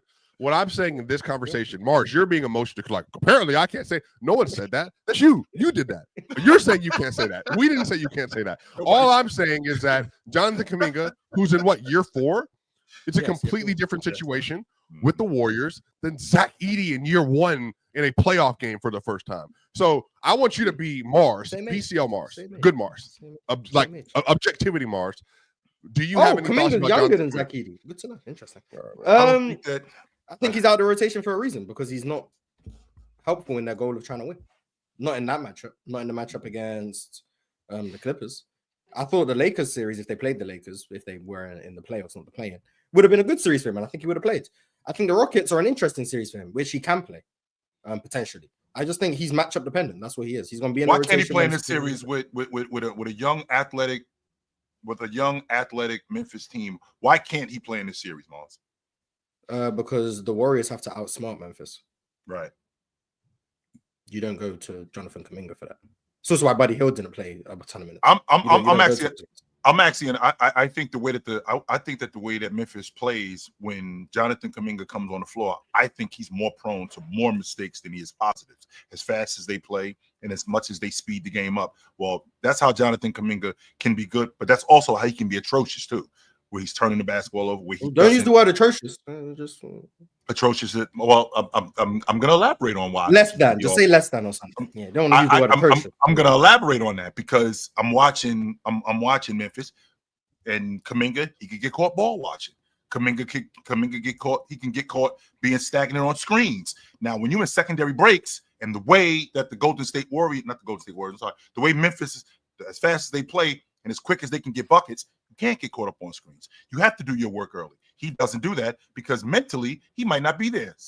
I was about to call him Steve Young. I'm sorry. Steve Kerr recognizes that, and Steve Kerr thinks, you know what? Maybe he might not be good in this game in particular. Now, maybe later on when they play against the Lakers, where the game might be a little bit slower and more his pace, where he doesn't have to do that much. Maybe he might be involved in that. Yeah, if they make it to the second round, and if the Lakers make it to the second round, I think that might be a Kuminga series. Right. The Rockets could be, depending on like if you want to have him out there to attack Fred and mismatches and stuff. But you got Jimmy Butler who can do that without being a low IQ player. So I don't know. I'll be curious to see what Kuminga's minutes look like in that series. I wouldn't be surprised if they start high, and then depending on how he plays, we'll see where they go. But yeah, I don't think it's much news that he's out the rotation for the Warriors right now. Y'all know how I feel about Kuminga. I believe he should be out there. If Santos, and I like Santos, but if Santos is getting minutes, all 6 of those minutes should have been Kuminga's minutes. Why? Because it don't work like that, Ron. It don't work like that, bro. You ain't even hear what I had to say. You just said it don't work like that. Well, that's why I asked why. But go ahead. Why doesn't it work like that, Ron? Because everything that Santos provides, Kuminga provides and more. No, he doesn't. That's what I'm saying, though, right? Guy Santos is their highest motor guy, biggest hustle guy on the roster. Okay. And here's the thing. So Kuminga, just say he's a better player, but don't say he provides the same things. No. So here's what I'm about to say. With Kuminga, it might not be grit and hustle, and I'm diving and I'm pushing guys. Kuminga, quite literally, in last night's game, is the most freakish athlete on the floor. So I might not be you might go 110%, and it might look crazy and wild, but Kuminga's ability to just run, jump, be strong, slide. That right there, it might not be quantified as hustle, but Kuminga's ability to do all of that, it gives you an advantage. Then Ron, why isn't Stems playing? He's a better player. He doesn't provide what Guy Santos provides. I'm not talking about him as a player. I'm talking about Kuminga's just physicality versus Santos's hustle and grit and grind. It's Then Ron, why literally the doesn't same Sims? thing. Then why didn't Sims play more in New York? Because he had all of that stuff. Ridiculous athlete, run fast, jump high, be able to slide his feet. Why didn't he play more in New York? Because his Yeah. coach is a Tibbs, bonehead. Tibbs. His You coach think- doesn't. But still, Ron, doesn't care about his bench players. it still don't work like that though, Ron. So that's what I was saying. Like he can be bigger, faster, run stronger, and all that stuff.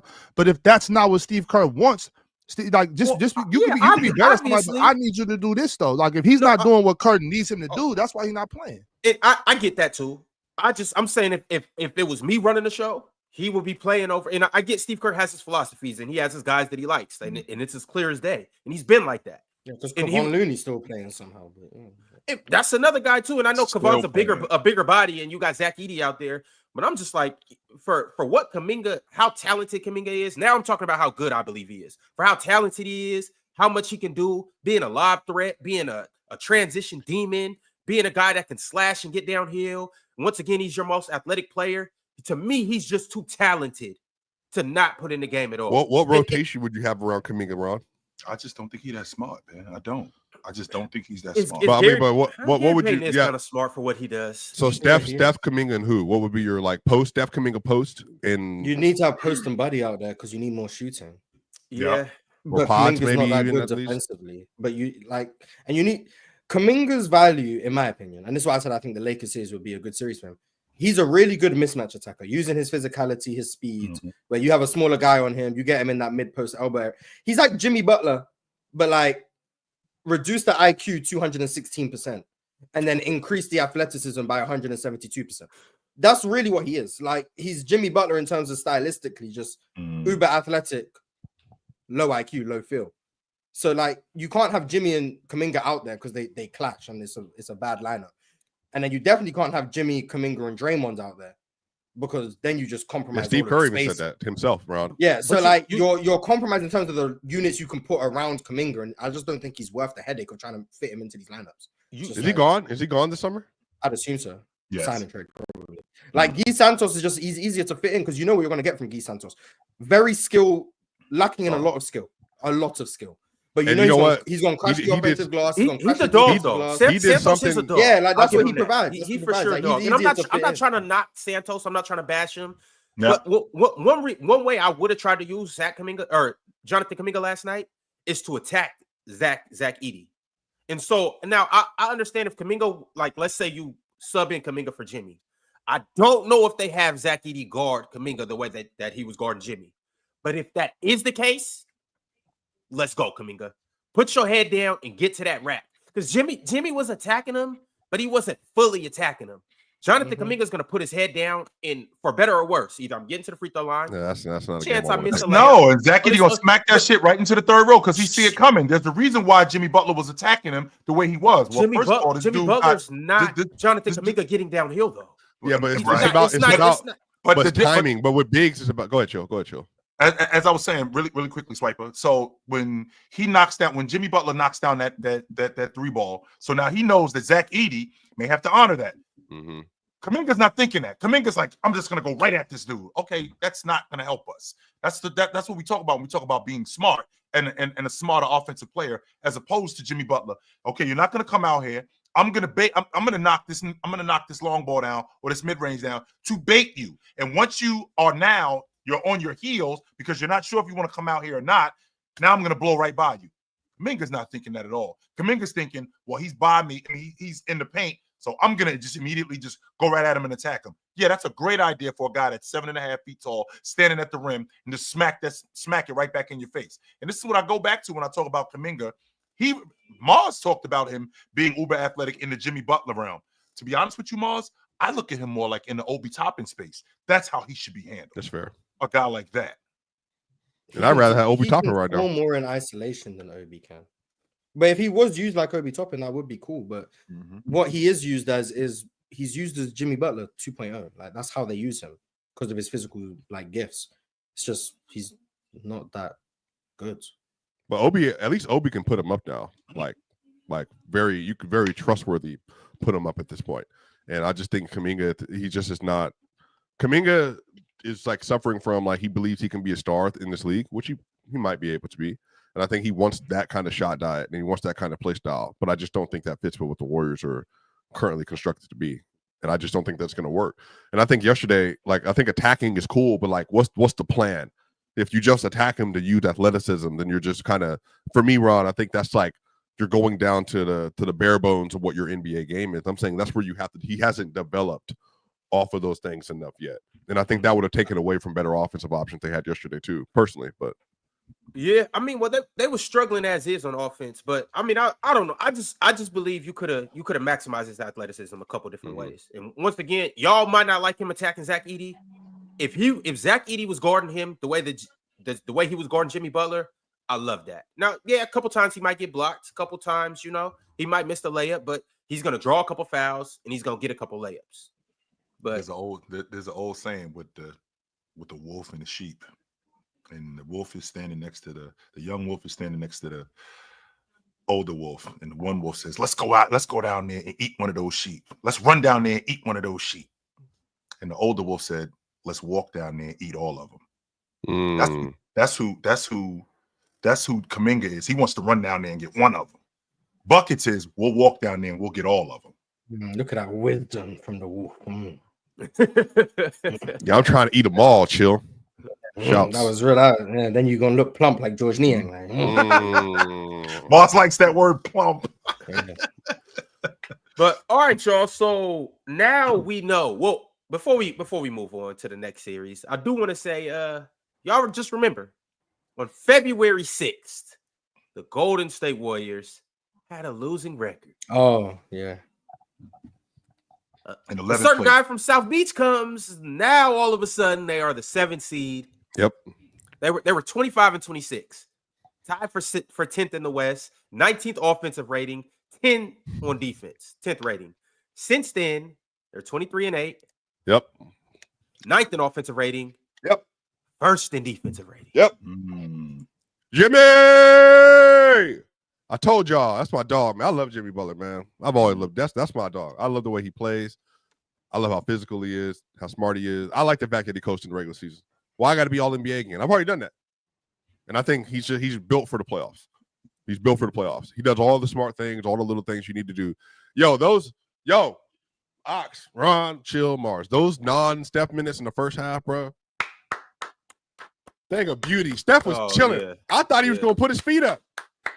I thought he was going to put his feet up. Jimmy was cooking. He was playmaking. That's what I've been waiting for. Playing good defense. Scoring in transition. Getting stopped. That stop. They were driving by. Here, Jimmy, off-ball help defender. Swipe. Give me the ball. Mm-hmm. And then he would go down and score. Oh, was that on Jaren Jackson Jr.? That play you talking about? I like that man, bro. That man Jimmy can play for me, bro. I like Jimmy, bro. Jimmy's my type of dog, bro. I love Jimmy Butler. I told you, Ox. Yeah. Me and Jimmy Butler, when I used to play basketball, if we was on the same team, we would have definitely gotten into a fist fight at some point. But then we probably be cooler than ice.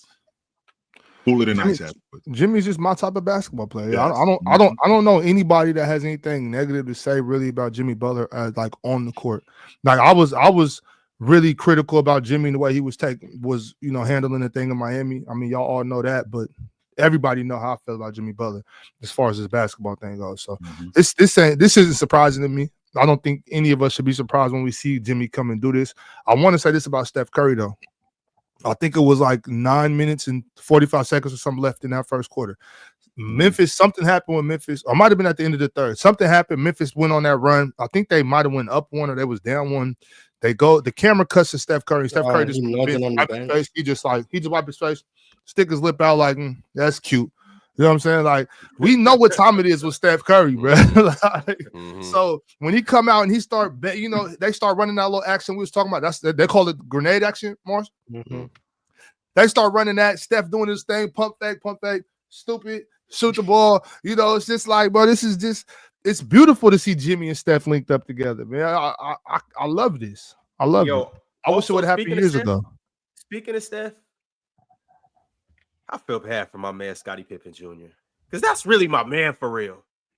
They threw him to the wolves last night. Hey, somebody got to go. In the Lions who else was guarding it? Was that Conchar? Who else was guarding Steph? John Conchar. Yeah, my What's the God, contract? yeah, He was John guarding. Bro, John but Crenshaw, I'm my saying God. that's what I'm saying, Mars. That's why I think age is important. And like, Oh my the God. Conchar were like, he would guard the first action knocks on the second half. You know, they would try to set a down screen on the left side. He's like, oh, I got to get around. Ha, bait, you didn't get the ball. And here comes Steph. Flare. Whoop. And then as soon as you jump, pump fake, sidestep, boop, run down the court.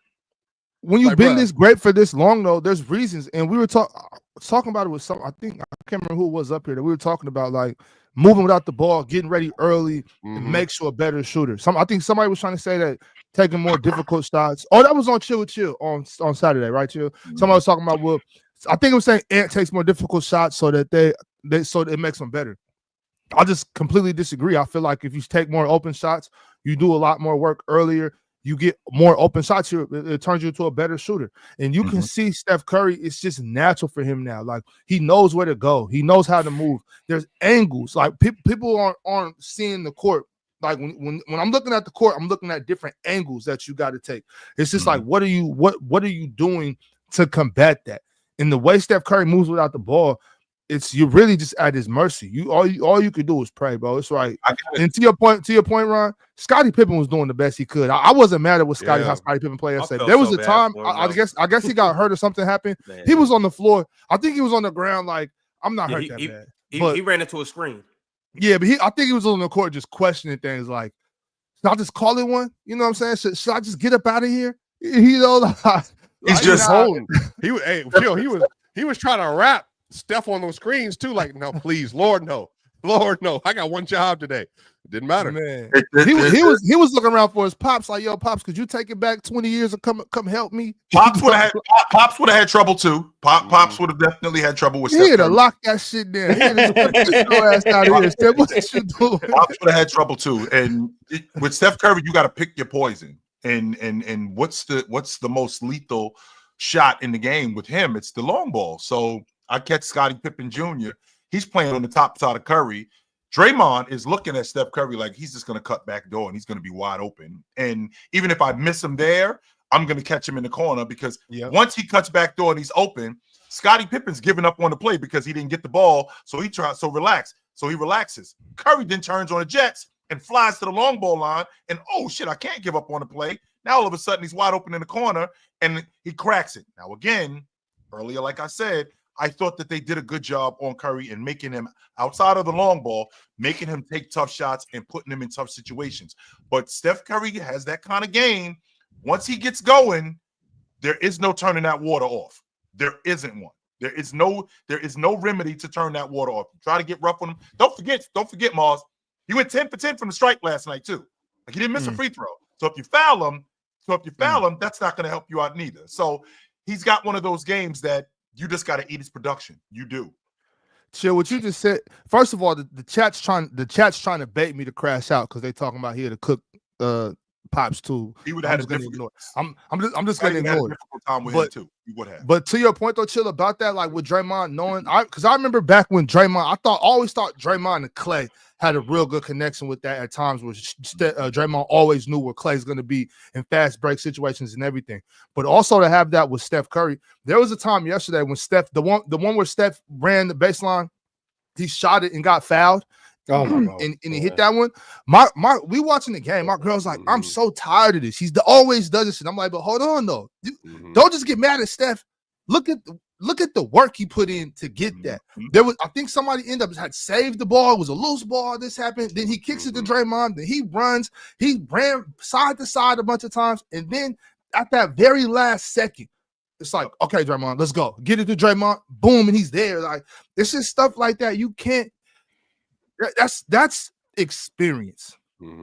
That's what, like, when you watch the boys play basketball, you're watching experience in motion. Like, you know what I'm saying?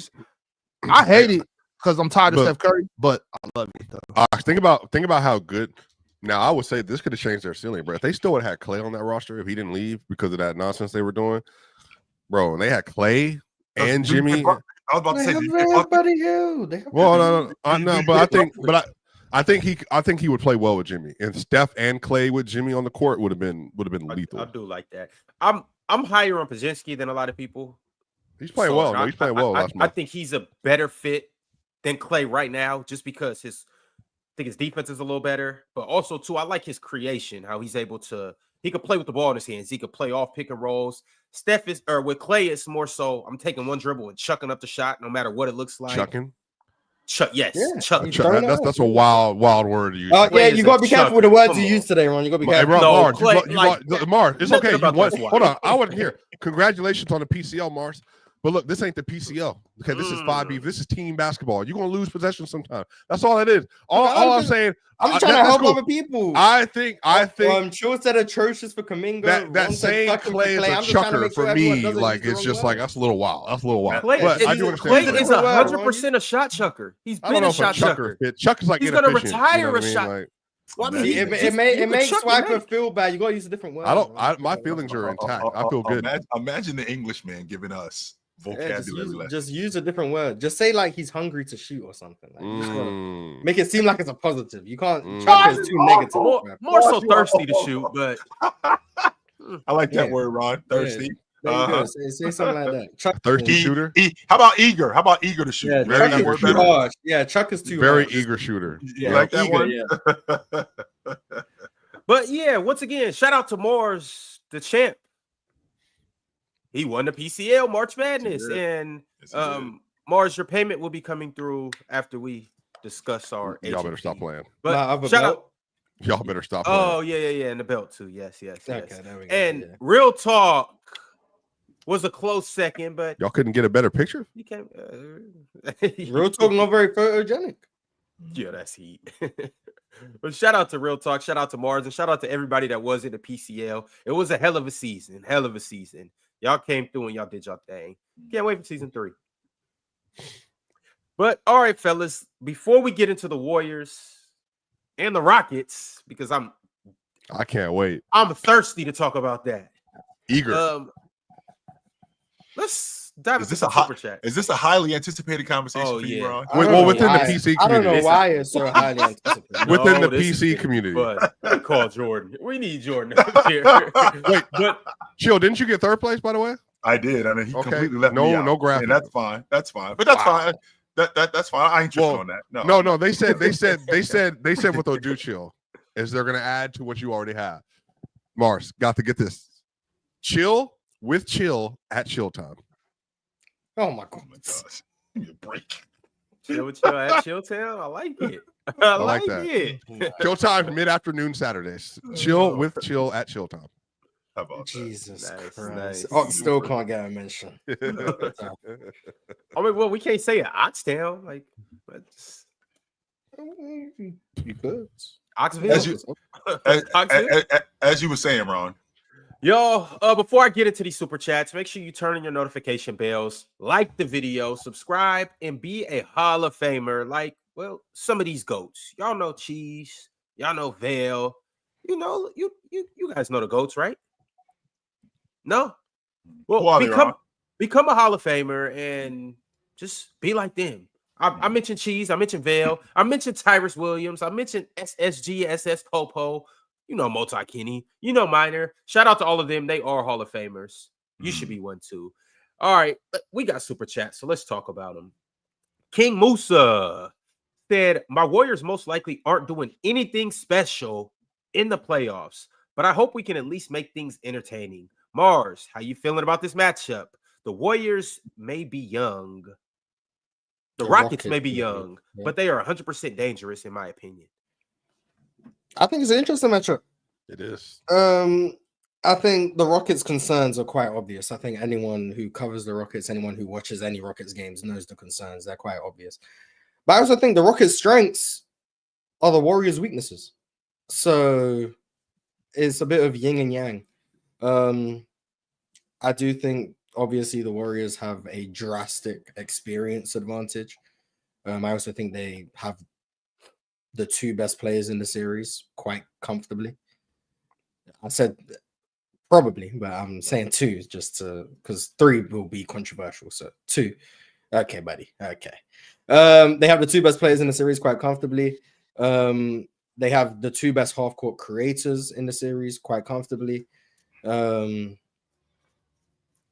I think most people are picking the Warriors. In fact, I ran a poll on Twitter. the Warriors have 60% of the votes so far. But I think the Rockets can win. And I'm obviously going to be rooting for them to win. But I couldn't give you a serious prediction. So I'm gonna say Rockets in 6. I'm gonna say Rockets in 6. There you go. They shut down Steph Curry again. Yeah, I agree. Man Thompson does a good job on him. It depends on the whistle. The whistle is going to be a huge part of the series. Now, Mars, I'm telling you right now, the opposite of Zach Edey. I think Amen Thompson's going to be like, oh, I think I've already arrived at I think he's going to be an All NBA player in 2.5 years. Let's say, maybe 1.5. But I think, it could be. I think this will be damn, he's really, because the thing is about he's already not a closer. That's not what he does. But the transition stuff, the half court offense stuff with the lob threat stuff, finishing stuff, and the defense. I mean, that right there might just be we legit have a star to build. It sounds to me like we're about to get introduced. The world is about to get introduced to Amen Thompson. That's what it sounds to me like you're saying. It sounds to me like everything. That's how big time players get introduced to the world. Well, think about what he does. It's the explosion too, Chill. Right. 100%. I mean, the athleticism, how good he is in transition, how great he is in switches, how good he is on the ball.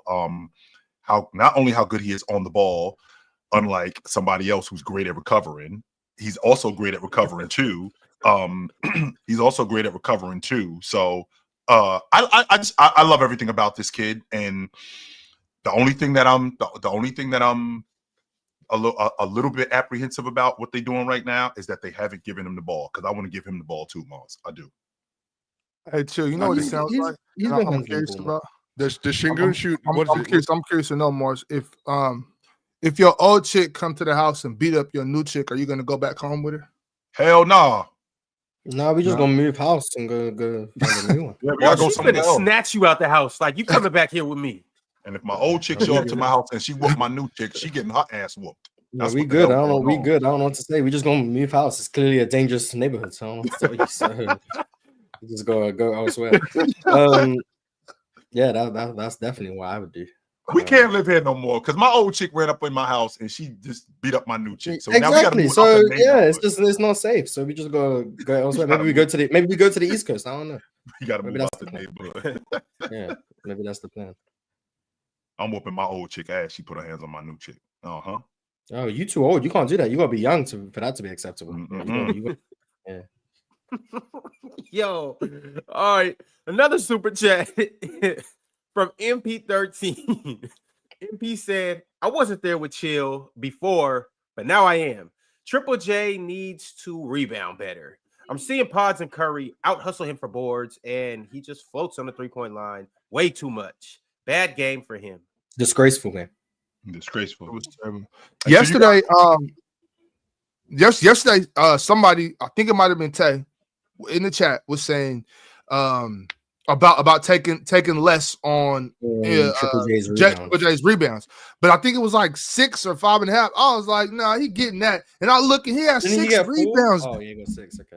This is ridiculous. Ox, did we not see DeAndre Jordan as an elite rebounder and Blake Griffin next to him as another elite rebounder? Just because you play with a big that rebound don't mean you can't rebound. Let's be clear about that right now. He's never been a good rebounder. Give me a break. Just because you play with a big that rebound does not mean that you can't rebound. And let me clarify something really quickly, just so you guys know. I am 52 years old, and I have never violently put my hands on a woman in my entire life, ever. But please do not put your hands on my woman, because I will. I 100% will. So, Triple J averaged 6 rebounds. I ain't a killer, but don't push me. Yeah, Triple J averaged 6 rebounds in college. He's never been. I just don't think he's best going to be used in Memphis personally, but not with that roster construction.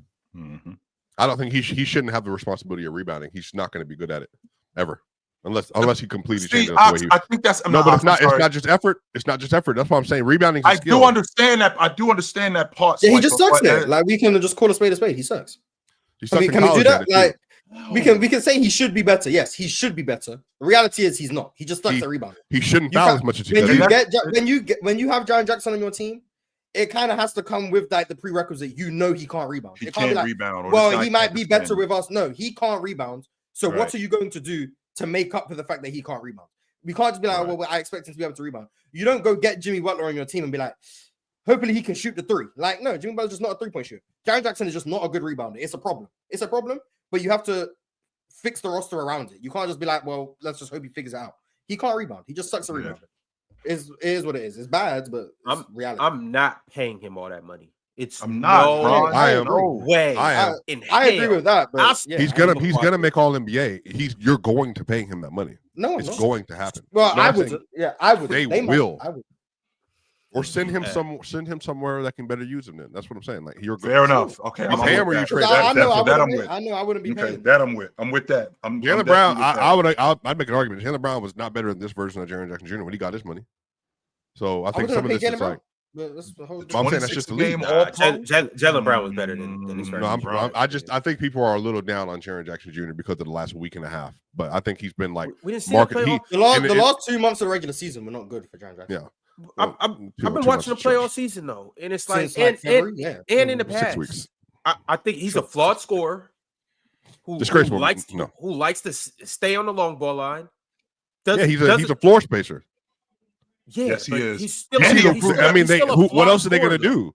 He is a flawed scorer. What else? He's a flawed offensive player. He's a flawed offensive and defensive player, but can provide unique value on both sides. I mean, they all are, but flawed and still an elite defender, though. Yeah, they all are, though. Yeah, like he's flawed. He's unique. Jaren Jackson is very unique. He's definitely unique. He's definitely unique. My thing is with Jaren Jackson, it'd have to be like the perfect situation for me to want to pay him. So like you're borderline our third option on offense, right? Like for instance, the Lakers, if you will. No. You're borderline our third option, but you can anchor our defense. No, he wouldn't be a third option. I don't even think that's the thing. I don't think he's a defensive anchor. That's the problem. Like, that's my problem with Jaren Jackson. Like, you have to play him next to another big because of the rebounding and because of the fact he's not a pure anchor. And then offensively, he's a bad playmaker, but he's really good one-on-one scoring. So you try to like give him the opportunities to attack one-on-one as much as possible, which means you end up just having a bunch of empty side isolations, which means you've got all of these guys just clogged up on the other side of the court, trying to give Jaren Jackson avenues to attack. And it's like, I don't know if he's worth all of this maneuvering of your roster. I just don't like, he's very unique. Like his help side rim protection, his ability to alter shots at the basket, his switch ability has improved a lot. All of those things, extremely, extremely valuable on defense. Mm-hmm. Offensively, the touch around the rim, the lefty hooks, the lefty push shots, the floaters, the shooting ability, really valuable. Is he A, worth 35% of my cap? No. Hell no. And B, is he worth all the maneuvering of my roster I'm going to have to do to make him maximized? I don't think so. So that's why I don't know how I feel about Ron, do you understand what he's saying when he says maneuvering my also? So essentially what I'm doing with this roster, I'm building it around him. Yes. That's what I'm doing. I'm building my roster around Jaren Jackson's skill set. I think so. Even though he's good. But here's the difference, though, Swiper. I'm building my roster around him. We got flawed offensive players. Well, I'm putting better players around him, offensive players. But how am I going to do that when he's already taken up a third of my cap? I can't. I'm going over the apron for him, and he's going to be my deep. So again, I'm seeing this through the lens of what he is. I mean, personally, like you're going to go over the apron for every star level player, right? So like you have to choose who it is. I'm saying that if I had the chance to add JJJ, like, and again, I've said this for years, if he was in Denver, I think Mark. He'd be great for you. He'd be great for you guys. Because everything you just said, right? Because you guys mask his weaknesses. But I think he would be amazing in Denver. I know I said the Lakers. He had damn near be absolutely wonderful. Denver's low key his best option. Denver would be. Yeah, maybe that's why. I think maybe Swiper analyzes players based on how would they work in Denver. No, I said I already said it was all NBA. He's a perfect Denver. He would be. You know, Denver's not the capital of the world. You know, sometimes you got to look at life outside of Denver. Denver's the 15th biggest market in the NBA, so I know it's not. I'm very aware. Houston's one of the 5 biggest markets. Dallas, LA, Boston. I'm working on another guy with this too. He thinks Toronto's the only city in the world. Toronto's also a major market. Yes, it is. 100%. They have a country behind them, Ron. So, but when y'all say major, I'm just curious because it's been years, but I just want to clarify. When y'all say major market, do you mean how much money the franchise brings in? Are you talking about the city, the metropolitan area? How many people watch the games? What are we talking about based on market? Yeah, so it depends, but like it's basically like how many homes in the city have like televisions. Like so they try to appropriate how many eyes are watching the game. Yeah, everybody got a TV. No, but like some cities, like for instance, right now, New York, LA, Chicago, Philly, Dallas, Toronto, and Golden State are the top 7 markets as of 2022. They all have like extremely dense populations, which means a lot of money, a lot of resources, a lot of people watching the games. So that's how they determine like the market Houston size. is the 5th largest city in America. But then why Toyota's always empty? It don't look as crowded as it should be. Yeah, why Toyota's always empty? Their market's open. And so how come Dallas isn't looked at as a big market? Like basketball down there. DFW is huge. I'm not gonna lie to you. Have you been to Houston? They care about brisket, gumbo. There's some things I ain't gonna tell y'all right now. And the reason, and one of the main reasons why, to answer your question, Mars. So you got the Houston Texans. Football is huge in Houston, right? Mm-hmm. You got the Texas. And not only do you have the Houston Texans, you also got The Houston, rodeo. Houston. No, you got the Texas you got the Astros too. The Houston Astros. They're also a big deal there. So yeah, you got the Astros. You got the Texans there. Well, the Cowboys are in Dallas, so I don't think that's a concern. But I think the Rockets are on the totem pole. They're like something like 4th because they got a good soccer team down there too. If the Rockets had like a legitimate superstar, yeah. So, but what I'm saying, even when James was there, Toyota Center wasn't packed. But like, if it's about how many TVs are in houses and how big the city is, when I say how come DFW isn't looked at as a big market, y'all can't. The people I'm talking to the chat, y'all said that. Real quick, because Dallas. Did you mention them in the top? Dallas is their 5th. They're 5th. On so yeah, I didn't hear you. So that's why I said, what about Dallas? And the people were saying, oh, it's a football city, but I thought it was about not what sports they have. So okay, so I didn't hear you. So I'll forget what I was talking about then. Okay. Sacramento is not top 10, by the way, but I didn't expect. But they're another like. There's just so many things to do in California, so like, and they're so. Well, I mean, Sacramento's not a huge city though. Sacramento's just like it's like a regular mid-sized city. You know what I'm saying? It's like so I wouldn't expect it to be a huge market. Like Denver as opposed to Golden State, where it's in the Bay Area. So Denver's not as big as these cities, but thing is, like, they sell out every game for the Nuggets or Broncos or Avalanche. They sell everything out because Denver is a huge sports city.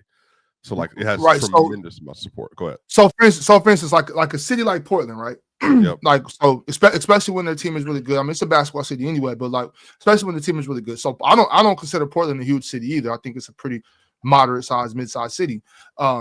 If a lot of people are just into Portland basketball, people are coming to the games, people are watching games, is it then looked at as a big market because they're making a lot of money, even though the metropolitan city isn't huge? Like, are there things that can factor if this is a big market or not? Like San Antonio. I've never seen Portland be a big market before. I mean, Cleveland's not a big market. So, I mean, I definitely think that how large the city is factors in. Like I told you, Houston is the 5th largest city in America, and because it's such a big market, they got football, they got baseball, they got basketball. They don't have hockey down there, but they got the rodeo. They got all of that stuff down there in terms of sports.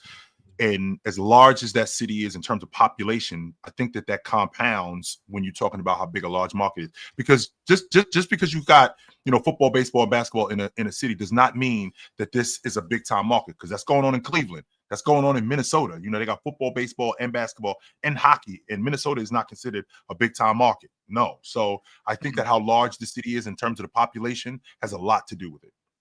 A lot of times, though, those teams in the smaller markets, like for instance, Sacramento, Denver, Portland, when you watch their games, their arenas be packed. Because you got to understand, like in a smaller city, it's less to do. So it's more you gravitate to that professional team. In Houston, it's so much going on, and it's such a melting pot. And then on top of that, you guys, it's not just Americans there. Houston has a Chinese population. Remember Jordan to tell you they got a French population. They got a whole international population there. He is the French population of people that don't care about basketball. So that's another thing as well. The mid markets currently, the big markets, there's 12 of them in terms of what I'm looking at right here. The mid markets are Minnesota, because I don't know if you haven't been to Minneapolis is a huge city, and it's like also very beautiful. There are a lot of people in Minneapolis, and it's a very diverse city. So they're 13. Detroit, another big city. They have 4.3 million people as of 2022, and then 1.8 million television. I didn't know Detroit was that big. Yeah. Denver, almost 3 million people in the metro Denver area. And then you got Orlando, and then you got Miami at 6.1. But to your point, Ron, their TV market size isn't crazy because Miami is like, it's too much going on. Going to Heat games is like the seventh thing I want to do, like at night. Yeah. You know, then you got Cleveland at 18. Because Cleveland, you know, they have 2 million people, but then a lot of their population watches the games and stuff as well. All right, y'all. Let's dive back into these super chats. MP13 said, "But Mars, you were weighing quote unquote NBA players evenly. That's a flawed distribution. That's a flawed distribution to evaluate individual players. They don't have the same factors to base their performance off of. It's not an even baseline." I'm not judging NBA player evenly because I understand LeBron James, a bad game for LeBron would be a great game for Zach Edey. Right. What I am doing is looking at Zach Edey as a role player on the Memphis Grizzlies and saying what he is meant to do and help the team win, I think was shockingly unacceptable yesterday. Jaren Jackson is held to a higher standard than Zach Edey. And what he did, in my opinion, for what he was expected to do was also disgraceful. It's the same. I'm not saying Ja Morant and Luke Kennard's are held to the same standards. So if Ja Morant has a bad game, Luke Kennard playing the exact same is also a bad game. That could be a great game for Luke Kennard. It could be different. But what I am saying is if you are on the court, your goal is to try and help your team win in whatever role you're in. And I think Zach Edey was not helping that goal, personally, in totality. It's not about expecting him to be Ja Morant. I'm not doing that. So just to clarify, I guess. Shout out to FA. Became a YouTube member. Shout out to FA. Appreciate you for joining up. All right, fellas. I still do want to talk about the Warriors in the Rocket series. We will get to that. I have a couple more super chats. We will get to that. But I have something that I'm dying to get to, y'all. Now, I brought this up a couple days ago. Swiper, I'm glad you're here because we need your expert insight for this. Now, obviously, we know for the first team All-NBA, there's going to be 4 locks. You have Jokic, SGA, the 2 MVP candidates. You have Jason Tatum, and you have Giannis. Mm-hmm. The 5th spot is questionable. Chat, I need you guys to talk to me and let me know who is your final spot. But before we do that, fellas, talk to me. Who do you guys have? And the panel regular season awards will be dropping probably next week. We'll get everybody's answers, but to, everything else, 6-man, MIP, all of that. But as of right now, first team All-NBA, who is this 5th spot for you guys? Bron. I originally had Donovan Mitchell, but I don't think he's outplayed Anthony Edwards this season. I don't. I think Anthony Edwards is going to get that spot because I originally had Donovan Mitchell, considering what Donovan Mitchell had done, the fact that they were winning, and there was no way that I'm thinking to myself that he's going to get snubbed twice. Had a career year in 23. They were 3rd. This Cleveland Cavaliers team was what it was, and everything that he did. But then this year, with everything that he did, his numbers are down a bit, and I think Anthony Edwards has outplayed him this season. And because Anthony Edwards has outplayed him this season, I think he gets that first team nod. Swiper? Well, I've been going back and forth with the spot between Bron, Mitchell, Edwards. Those are the most serious ones. I mean, I had another conversation with somebody else, but that's not going to happen. I settled on Anthony Edwards. I think that from start to finish, I would say that among the players that are available that are not hurt, I want to say for the record, Victor Wembanyama would have been my 5th place, but he obviously got hurt. I think Anthony Edwards this year has made several leaps as an offensive player.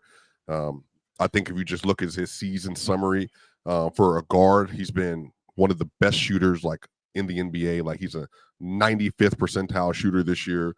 He's been a really good rebounder for his position. He's been a good rim protector for his position. Like the post defense versus guards, the mid-range efficiency has been there. Like he's been honestly been truly excellent. Like the defensive stuff has like waxed and waned at time, but I think his offensive carry has just been more like he's had to do more this year. But just an ISO defense, he's been really good. Not great screening, navigation, not great off the ball, but for staying in front of someone, he does a really good job with that.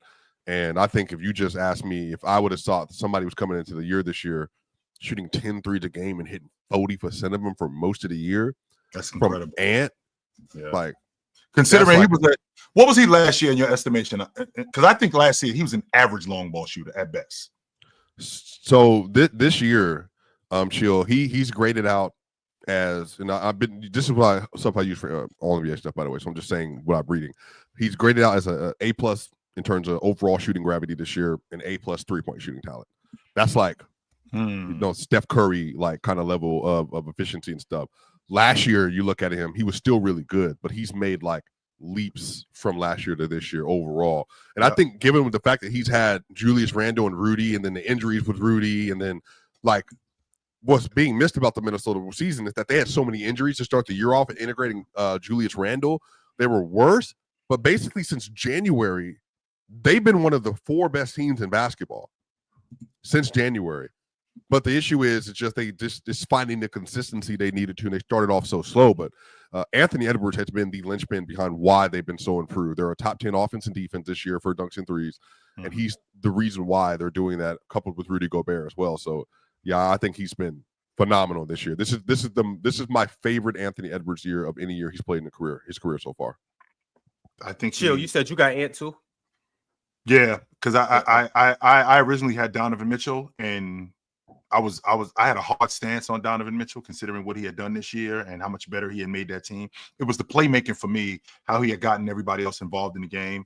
And then I just saw what Anthony Edwards was doing just as an individual talent, and how much he affected the game just with his long ball, right? I ain't even talking about him punching on guys, how good he was finishing at the rim. I wasn't even talking about any of that. How much better he got at shooting the long ball. I was like, I think that he gets the edge this season. Chill. I remember like 3. So I got Ant too. Yeah. And I remember 3 months ago, Ant wasn't even in this conversation. He wasn't. Remember, we were talking about Wemby before Wemby went down. Remember, we were potentially talking about Cat or Jalen Brunson, one of those. I think Cat was getting the favorite at that time. We were favoring Cat more. And then we were talking about Donovan Mitchell. Those were the 4 guys. Bron hadn't even yet crept into that conversation yet, because he hadn't quite turned it on just yet. He was just now getting into his rhythm. Yep. But slowly but surely, Ant just kept doing what he was doing. He kept, because I think we all thought it was an outlier and potentially a fluke. Like, okay, he's going to come back down to earth. He ended up shooting 40% from 3, making 320 over the year. Yep. Like, just after watching him just continue to do that. And then on top of that, his scoring started ticking. He was I think he was at 25 for a second, and then slowly got up to 26. Finishes the year damn near averaging 28 points, 27.6, which is good for 4th in the league. And I mean, like, Minnesota's a good team, but I feel like he willed that team into the playoffs. Bron averaging 25, 8, and 8. He 100% is. Bron averaging 25, 8, and 8. And everything the Lakers have been through this year? Yeah. Come on. And but everything they've been through? But wait a minute, though. I got Anthony Davis, who you think is a top 5 player in the NBA. And you know what? We flop him out for who the consensus thinks is a top 4 player in the world, Luka Doncic. Damn, LeBron ain't been through nothing. And on top of that, palm trees, sunshine. Look at Bron's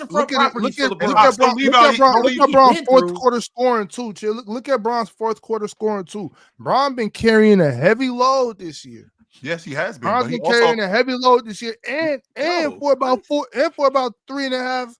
I'll give him 3. I'll give him 4 months. Benefit of the doubt to the OG. He been playing defense too. No, 3 months. 3 months. He played defense for about 3 months. You know what I'm saying? Not 3 months.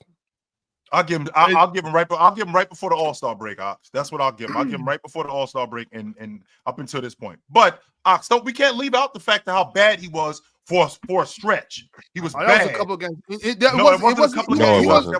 was not. He wasn't even playing bad. He wasn't playing bad. He was playing horrible defense. Like 17-7. That stretch got hyped. That stretch really got hyped. Y'all blew that out of proportion. Because y'all don't want to talk about the stretch before that. What about the stretch before that when he was triple double, triple double, triple double, triple double. Bang, bang, bang. Yeah, You gotta 17 and 17, 10 and 11, 18, 12 and 10, 16, 11 and 10. Putting in work. Putting in work. Okay. How many of the whole season for you? Let's say like 100%. That's up to 82 games or whatever.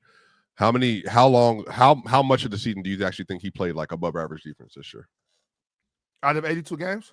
Yeah, like percentage wise, yes. From what I expect from Bron or relative to himself, above average defense for LeBron. I'll say about 55-60% of the season. Yeah, I think that's very generous. So I think that's where I struggle. I'm a generous dude. No, you're not. You're heavy when you're heavy. I know you're heavy on a lot of players. Ox, I think there's an argument for him. I do. I really do. But I do think the problem is like, I don't want to go into this because people are just going to think whatever. I'm listening to you. Well, go ahead. He did not play good defense, and then once they got into February, even with AD, he started turning his energy up because he had to. And then I think for the 24 game stretch where they went 20-4 or whatever, I think he played really good defense. And then immediately after that, he played trash defense again, in part because of injury. So he had a huge chunk of the year not playing defense, a chunk of the year playing defense, and then another chunk of the year not playing defense again. So I think that's the problem. It's just like, Ron, in your estimation, what kind of stretch are we talking about with James in terms of defense? Am I looking at 25 games? Am I looking at less than 30 games? Am I looking at more than 30 games where he was defending? I'm thinking it's around between 25 and 30 games that he was playing defense. That's why I'm thinking like right before the All-Star break up until this point is when he was playing defense. And that stretch that I was talking about, that was at least a month, Ron. It wasn't like a week or two. That was a month where James wasn't. I mean, we got the washed allegations. He wasn't very good. They made a mistake hiring JJ Redick. Something like that. That's just regular NBA narrative talk. LeBron James was playing just as well as everybody else in the NBA. And they couldn't accept that. They couldn't accept a 40-year-old. No, we're not Joker. I'm talking, but they can't accept. We're talking about first team all pro, Ox. We ain't talking about a guy. I understand, Chill. I understand. What I'm saying is, y'all can't accept that a 40-year-old was coming back down to earth for a couple weeks. A couple weeks of a 40-year-old coming back down to earth. Now I'm sorry, Morris. I know you don't like this. I know you don't like this because we're supposed to just rank everybody for being an NBA player. But I'm giving you the benefit of the doubt at 40 years old. You know what I'm saying? I'm giving you the benefit of the doubt. I don't care. I think LeBron James has definitely played first team all NBA basketball. I think LeBron James has played better than. I think LeBron James is still better than Anthony Edwards today. And I think he's still playing better than Anthony Edwards today. And that's just how I think about it. Yeah, but also too though, you do know all NBA isn't predicated on who's better.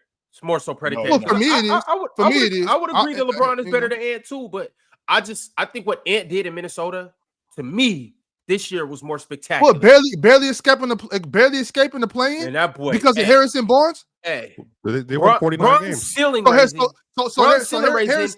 Barnes keeps him out of a Harrison Barnes gets them out of the play-in, and now we're gonna act like Ant just been cooking all season. Wait, because y'all want to talk about these slumps with LeBron James. Let's talk about the slumps when Ant's in the locker room crying. I'm 23 years old. I don't want to pass the ball. Oh, I'm getting double teamed. Yeah, what about those stretches?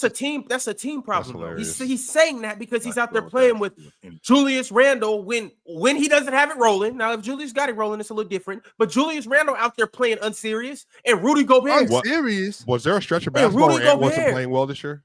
Where who? A stretch like say where who wasn't playing good? There was a stretch. There was a stretch. Yeah, where he wasn't playing that well. But to box score merchants like yourself, Swiper, y'all gonna look at it. It was December. It was the same stretch as LeBron. December and wasn't good. We was talking about it on the show, but yeah. We discussed it up here, but y'all all of a sudden got amnesia because y'all don't want to give LeBron James credit. I'm tired of y'all. Nah, I'm tired of each and every one of y'all. Look, Bron deserves his love, but I just feel like what Ant did this year, it was just a little better. Wasn't he like protesting a little bit, Mars, that month, like trying to like settle the offense? Also, that was a stretch, so yeah, that was. If you want to have the reasons, yeah. No, I'm just asking. I don't remember the context behind that. He was averaging. That was the time when he started talking about he's trying to score the double team. Yeah, I remember that. And Yeah, he he done had than to. 20 a game. Yeah, see, that's what I'm That's saying. fine. That's fine, Ron. I'm not saying he did. didn't. I'm just saying he also I'm that was a stretch. 23. I don't want to pass the ball.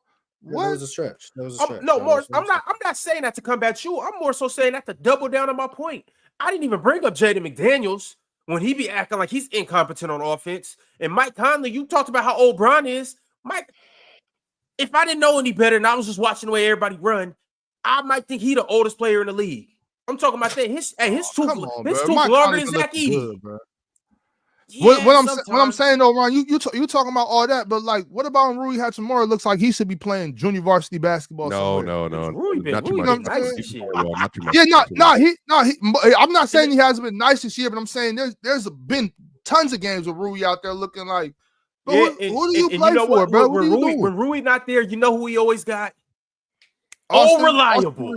Good old reliable. Come and give me. They've been playing without a real center since AD got traded. They tried to get the young fella from Charlotte.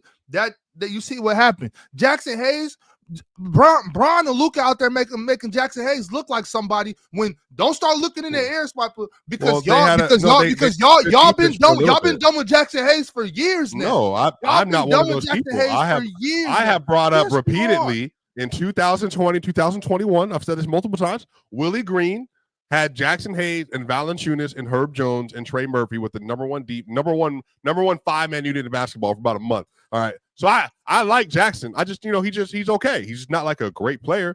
And their defense was really good for 24 games. And then right after that, it went back to being crap again.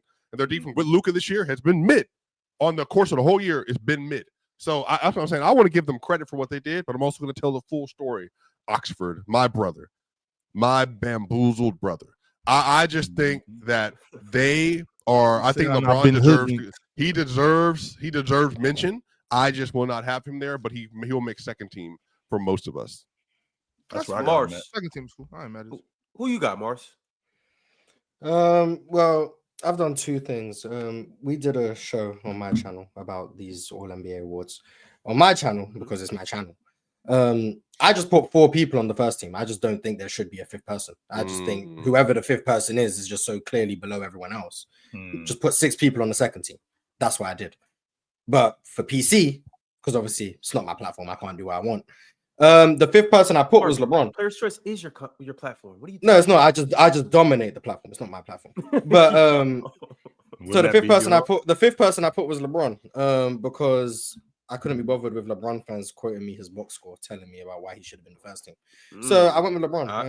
I think he has a fine case. You conceded because of LeBron fans? Yes. I think he has a fine case. Have no problem with LeBron making first team. I think he's been. What do y'all like, Mars? I get it. So yeah, so long story short, I care so little about who the fifth person on the All NBA first team is because whoever makes it, it's a participation first team. So I care so little which fan base is gonna get the most angry if I don't put him on LeBron. So I just put LeBron on there. So yeah, I went with LeBron. And I could defend it statistically if I wanted to. But yeah, I just don't care. So yeah, whoever makes it, congratulations, you're on the first team, but you're closer to second team than first team. So So a 6-man, so a six man second team member. Yeah, that's literally what I did on my channel. Like everyone who's ever made a first team has had Jokic, Giannis, SGA, and Tatum. Everyone has a different fifth person. If that doesn't tell you that this fifth person is really just a second team All NBA player, but you need to have 5 on the first team, I don't know what does. Everyone has a different person. Some people have Jalen Brunson. Some people have Ant. I know some people have Steph Curry. Some people have Cade. Some people have LeBron. Some people have Donovan Mitchell. If I can have 6 different people for one spot and the other 4 are all consensus, just put them all on the second team. I don't know. Just put them all on the second team. Have 4 people on the first team. If I'm that 6th person or that first person on second team, Tatum's had an underwhelming year this year. That's not true. Wouldn't I be closer to first team than second team? By numerically, sure. In reality, no. Like numerically, the 6th best player in the world is closer to 5th than they are to 11th. But in reality, the 11th best player in the world might actually be closer to the 6th best player in the world. I'm not saying that is the case, but it could be the case. So just because you're closer numerically doesn't mean you're actually closer in terms of quality. So if there's a significant gap between me and these other 4 guys, and I'm the 6th player, to your point, on second team, would there be a gap between me and these other 5 guys? There could be. I don't think there is. For reference, let me look up the second team I had, so I can just not lie to the people. Sure. The second team I had, so the six person second team, I had Steph, LeBron, and Cade, Jalen Brunson, and Evan Mobley. Those are the 6 I had. I'm fine with even moving Evan Mobley to the third team and then having a 6-person third team. I think I could even do that. But those 5 people, I don't believe you can tell me that any one of them has definitively just played clearly better than the other. Like the one I'm maybe lowest on is maybe Cade. Right. But like even then, I'm like they're all like they're clearly closer than whoever the first team member. Mars, what do you feel about Cade getting a first team for like Broussard? Or getting like I said, that 5th spot can go to whoever. Like, well, I was just about to ask you that, Mars, because you said you don't think that any of those 5 guys on that second team have played significantly better than either of those guys. But that guy on the 5th spot, but that 5th guy, has he played significantly better than those other 5 guys? Because if he has, wouldn't there be a gap between those? Wouldn't there be a gap there? What 5th guy? Which 5th guy? What are you talking about? What I'm saying is that if the 6th guy is what I mean, not the 5th guy on the first team, who would now be the 6th guy on the second team. So if none of these guys, if none of these 5 guys have played significantly better, but the 6th guy that's now on second team, who could have been the 5th guy on the first team, well, has he played significantly better than these? No, that's why he's on the second team. I can make the case for Jalen Brunson to be first team. I can make the case for Cade to be first team. I can make the case for Anthony Edwards to be first team. I can make the case for LeBron to be first team. I can make the case for Steph to be first team. I can make the case for Evan Mobley to be first team. What I can't do is make the case that Jokic, Giannis, Jason Tatum, or SGA should be second team. So what I'm saying is, if those 4 guys are so clearly the first team, why do I need to put another person on that 5th spot when they're closer to the next group of people? Now, I understand why, like, you have to have 5 on the team. Sure. I'm saying, on my channel, I make the rules. So I just didn't want to. It's like, these guys are closer to each other than they are to being on the first team. So I just put them all on the second team. So I went with LeBron for the first team for this, because his fans are going to get the most emotional if I don't have him there. Like, there's not going to be any Evan Mobley fans like, you ain't put him on the first team. So I didn't need to do that. But for me, it's just like, there's just very clearly 4 first team all NBA players to me. Yeah. And that 5th spot is just going to be an honorable mention. Like, congratulations, we needed a 5th spot. Here you go. But we know who the 4 members are. We know who it is. And I'm thinking that with players, okay, you're going to have some guys superior to other guys. I mean, that's happened on first team all NBA teams in the past. Now, this 5th guy, is he significantly worse than the other 4 dudes? Well, Anthony Edwards compared to Jason Tatum, compared to Joker, compared to Giannis, he's been worse than that. Compared to SGA, is how big is the gap between Anthony Edwards and these other 4 wider than the gap between him and LeBron, Steph, Brunson, and Cade? Okay. I can agree with that. Yeah, I can agree with that. My thing is, like, somebody still got to get that 5th spot. Yeah, and so, that's why I went with LeBron. Yeah, so someone's going to take it. Which, I mean, LeBron's a valid answer. I do believe, and actually, I actually think it's good for the game. You got the oldest player in the league, first team all NBA. Jesus, still playing like that. That'll be the first time that's ever happened, surely. Ever, and it's not like they're just handing it over to him. I mean, he's played to that level. Don't get me wrong. He's had because to Ox's point, we're talking about maybe over exaggerating that. I mean, that 10-game stretch, like I talked about in December, it was from November to December. It was a 10-game stretch. 7 of those 10 games, he was averaging 16 a game. That's what he was doing in those 10 games. 7 of those 10 games. It wasn't very. This is when the James is washed and JJ Redick. This was during that time. Now, I know it was earlier in the season, but we still were a month, almost 2 months into the season when this was going on. Yeah, why is JT alive? Ant was having a bad month during that. Ant was having a bad month during that time too. It's just LeBron is LeBron, so he gets more publicity for it. Sure. But yeah, that LeBron stretch was bad. I was definitely spearheading the wash thing, but I thought LeBron's been. Can we also how many games has Bron played this year? Got to at least 70. So I'm saying seven. That's 10%. I don't think that's enough. Like seven mediocre. Because I'm not even gonna call him like. What's the word? He had some bad games. He had some bad games. So yeah, I had some bad games, but I'm gonna call it mediocre because he was still impactful. Bron's one of them dudes that's impactful, even when it doesn't, the stats, everything don't look that great. But also, I've seen it's a lot. Well, impacting on what do you mean? Like impactful? Well, like, because I know that you don't. I know that Well, sometimes. incoming LeBron's lost his minutes this year. Well, no, I don't. I know Ox doesn't like Box really plus? concede to those things. So that's what I'm saying. Like when you say right, but impactful, I'm saying things that don't necessarily show up. You know what I'm saying? Like just communication, hockey assist. You know what I'm saying? Just things like that. IQ. You know, move IQ. You know, like making a defense shift. A lot of times, like specifically on like secondary fast breaks and fast breaks, the person that's running the floor is moving the defense so that the next guy can come and score. I see Bron do a lot of stuff like that, where you know what I'm saying. And I know y'all see it too, like you know what I'm saying. When you're looking at it, right? So it's just like when we know that there's things that don't show up on the box score. I think Bron is in that group of people where he does a lot of things that don't show up on the box score, and that's where the term carryability comes from me. Where I look at where you know what I'm saying. What else are you doing? You know what I mean? What else is going on? And I think Bron does a lot of that, bro. And on top of that, this is my last point, Mars, is that fourth quarter scoring. At this age, to still have something in your tank to be able to be that impactful in the fourth quarter, I think it's huge. Even that game against Dallas, right? And I know Dallas isn't at full strength and you know the best team in the league, but you've seen where Luka did his thing that whole first half. But when that fourth quarter came around, who was it? It was Bron going to the rack against Daniel Gafford, putting them dudes in the torture chamber. At this age, I still think that's just amazing to watch. I wouldn't feel right putting anybody's name in that fifth spot besides LeBron James.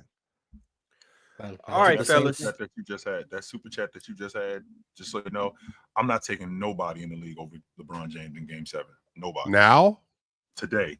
I'm taking in 2025. If James is in Game 7, I'm not taking nobody over him. Well, I'm taking a couple. Like, but will that be true just till he retires? Fee? Yes. Okay. Unless he plays like I mean Giannis, yeah, Jokic, Giannis, Luka, SGA. You got off the top of my head. You got to drop him for me. You got to drop him in Game 7. I seen when's LeBron. The last time Bron lost the Game 7? 2010. Yeah, well, he hadn't been there. He got getting. Never mind. Well, I'm just asking. I can't remember the last Game 7 he lost. That's me. 2016 was Game 7. Yeah, he won.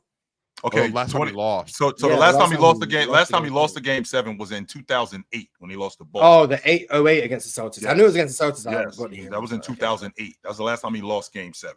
He hasn't lost since then. It's 17 years. Yeah, I think I'm with you on this one. That's so like. I don't think I'm taking anybody over Bron Game 7. But that's so like. But we've seen him in closeout games get dogged out though, like in the last few years. Like, so we've seen a couple. He has gotten guys in closeout game for the last few years, right? Including the last two. Yes, we saw him in Game 4 when they were down 3-0, as opposed to the series being tied 3-3. Why was this? And we're coming into your building. So you don't get credit. Oh, you know, you're right, Mars. This is where actually we'll take Mars's good.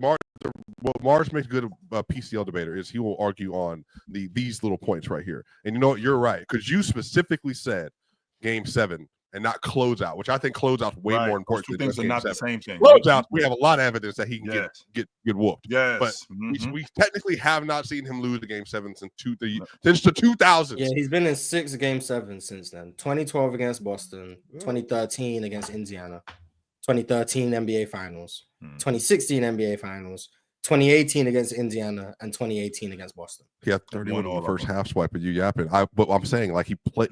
You're telling me he didn't get outplayed in those closeout games? Like, it's am I tripping, Mark? Am I tripping? Is that an objectivity about LeBron? I mean, yeah, I think LeBron wasn't the best player in those closeout games, but that's fair. But why? This is what I'm saying. I like LeBron, but I don't get to be a LeBron fan because there's LeBron stands. That's the problem. That's truly where we are. That's why you just gotta put him on the first team like I did. Just wait a second, Swiper. Don't do that. No, because I've no wait. Well, okay, we'll do what you want. You're a grown man. But what I want to say, Swiper, is there's been reports coming out of Jokic-dom that there are top Jokic guys and gals that don't even feel comfortable praising Jokic because of you. Because of the way that you go on for your.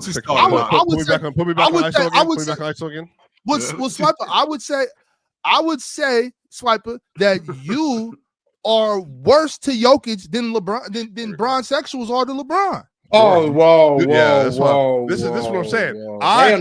But Mars, this is why they're right. This is why he's right. LeBron has multiple high-level national TV stands. I am one person that has grown from YouTube to the media that has literally been on this train for 5 years since I've been public, 4 years since I've been public. That's because why you're a day one stan. No. So what? What does that got to do with the price of tea? I've been down from the beginning, Mars. What's the problem? I was trying to give. That's not it. That's not it. All I'm saying is that when you're a sole individual, you will always get more recognition than the status quo. The status quo is LeBron Glaze, from national to local to fan. The status quo is not Jokic is the best player in the world for the last 5 years. That was not existing. I've been saying this since 2021 when he won after he won his first MVP. And people don't realize he wasn't even a superstar for me until after he won his first MVP, because he hadn't proven that yet. So I was like, I was slow and fast on a lot of this stuff with Jokic. LeBron, and this is why I don't like the LeBron stuff, because people will somebody lied to me in timeline, Mars. They said, how was Jokic in the MVP conversation after he just got dog walked in Game 7 being up 20? Well, you should be off. You should be off. LeBron won another MVP after the 2011 series. The next year. He won 2 of them. No, but the next year he won MVP. That's the next year. What? He had 3 before he won a finals. And y'all always want to. This is what I don't understand about LeBron fans. They have rewritten history. I love my brother Byron. I love Facts and Stats. Shout out to them. I love Byron's my brother. To this day, Mara, Byron will tell me that he went through the thick and thin, and being a LeBron fan in 2010 was worse than being a fan of any other player ever. He was already a top 10 player by 2010, y'all. How is this true? This is not even the same thing. I've gone through hell. And now Mars, who I thought was my friend, treats me worse than anybody else on Twitter. But now Ox doesn't do it. Ron doesn't do it. No, but Chill doesn't do it. But I learned. This is what Mars, that's your love language, trolling. So I accept that. That's a badge of friendship. That's how you and your That's a badge of friendship. Swiper thinks he can be disingenuous on the timeline with no consequence. And then I say something. What is the consequence on Twitter? Like for basketball takes. This right here, what we're doing right now. What we're doing right now. I'm not trolling just because I call out the disingenuity. Like, I'm not trolling. Disingenuity. First off, I've made a very fine reference that I don't think you can slander one player for defense and not the other. That's all I said. And Mars, you could have supported that and say, you know what, Swiper, you're correct. You shouldn't be duplicitous when you're talking about NBA basketball. But you, because you're a troll, you chose to jump on the bandwagon. So Mars, I got you. Shout out to you, my bro. Shout out. I ain't jumping. They just in the chat. Classic just had the audacity to say that. What he said. What he said. To compare the way I talk about Domantas Sabonis to Swiper talking about Jokic. That is a lie. Go. That's maybe you go to practice. You know, go work. Hey, Ron. Matter of fact. Here, I got you. This is exact. Every time we get a chance to talk about his precious Sabonis, every single time. Here comes Ox. So you big up Domantas just as much as I do. You big up Domantas just as much as I do. This is crazy. Okay. Sabonis loses the game. He misses the game winner. Here comes Ox. Yeah, points, rebounds, assists. Yo, wait. Mars, do you agree that there's any comparison to the way I talk about Domantas? Yes. You just told us that Chris Webber is better than Jokic. You glaze the Kings. You're the glazier. You're a premium. What does Chris Webber got to do with Domantas? I already told you that. I told you that. This is what I'm saying. Now I know professional. Now we're on PC troll time. I told you this. Here we go.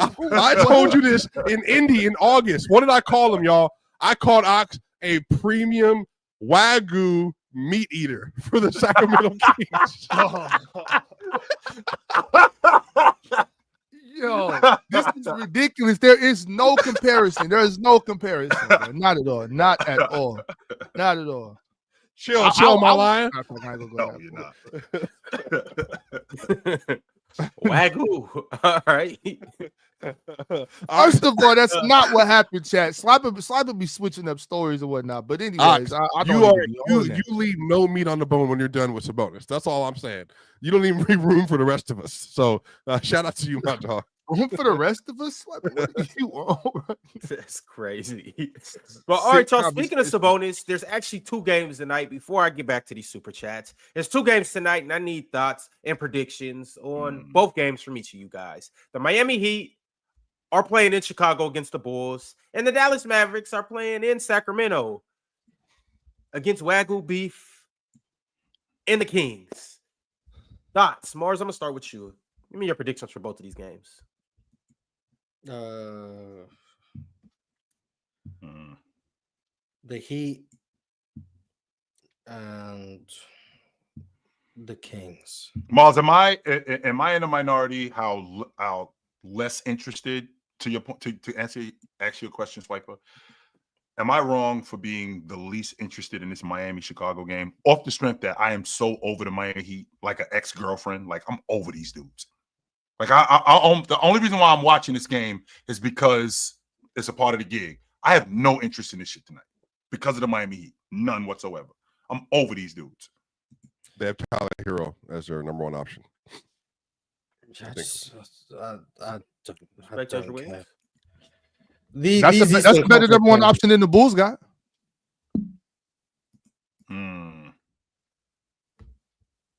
Tyler Hero's better than everybody on that Bulls roster. What? Not. Yeah, I mean, right. Early in the year, yeah, I would agree with you, but down the stretch of the season, I don't want to hear this Kobe White shit from you right now, Swiper. He's not better than Tyler. I'm going to say Josh Giddey. I like Josh Giddey, but he's not a number. We're talking in I just said as of late. Option. That's all I said. As of late.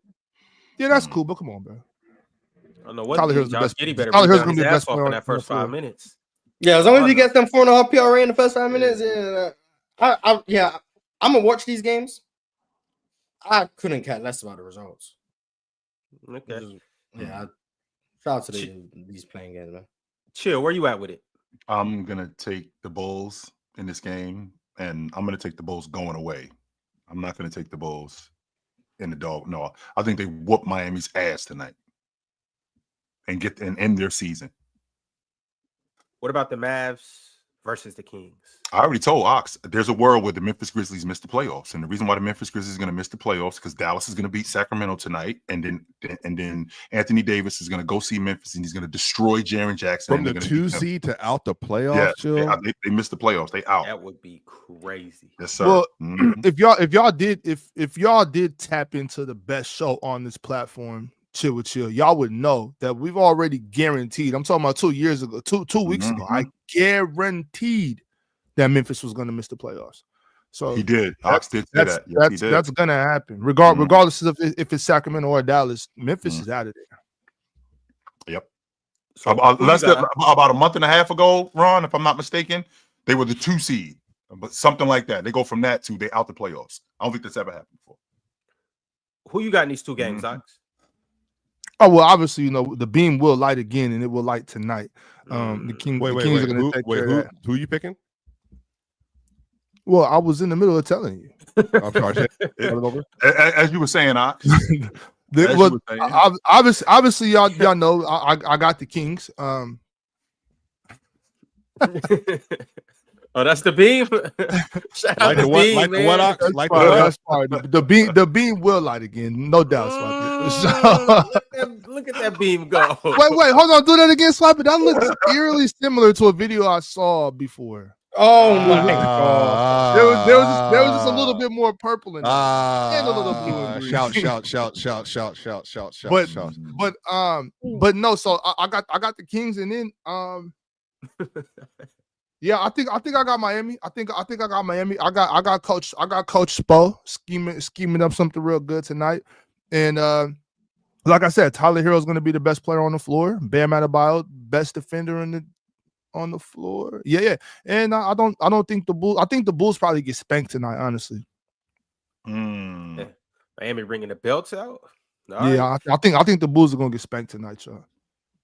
Swiper, thoughts, predictions? I think the Bulls win tonight, and then I think the Bulls beat Atlanta. And then I think the Bulls in the playoffs. I mean, the Mavericks, bro. I mean, Anthony Davis might go to work on Zach Edey, dog.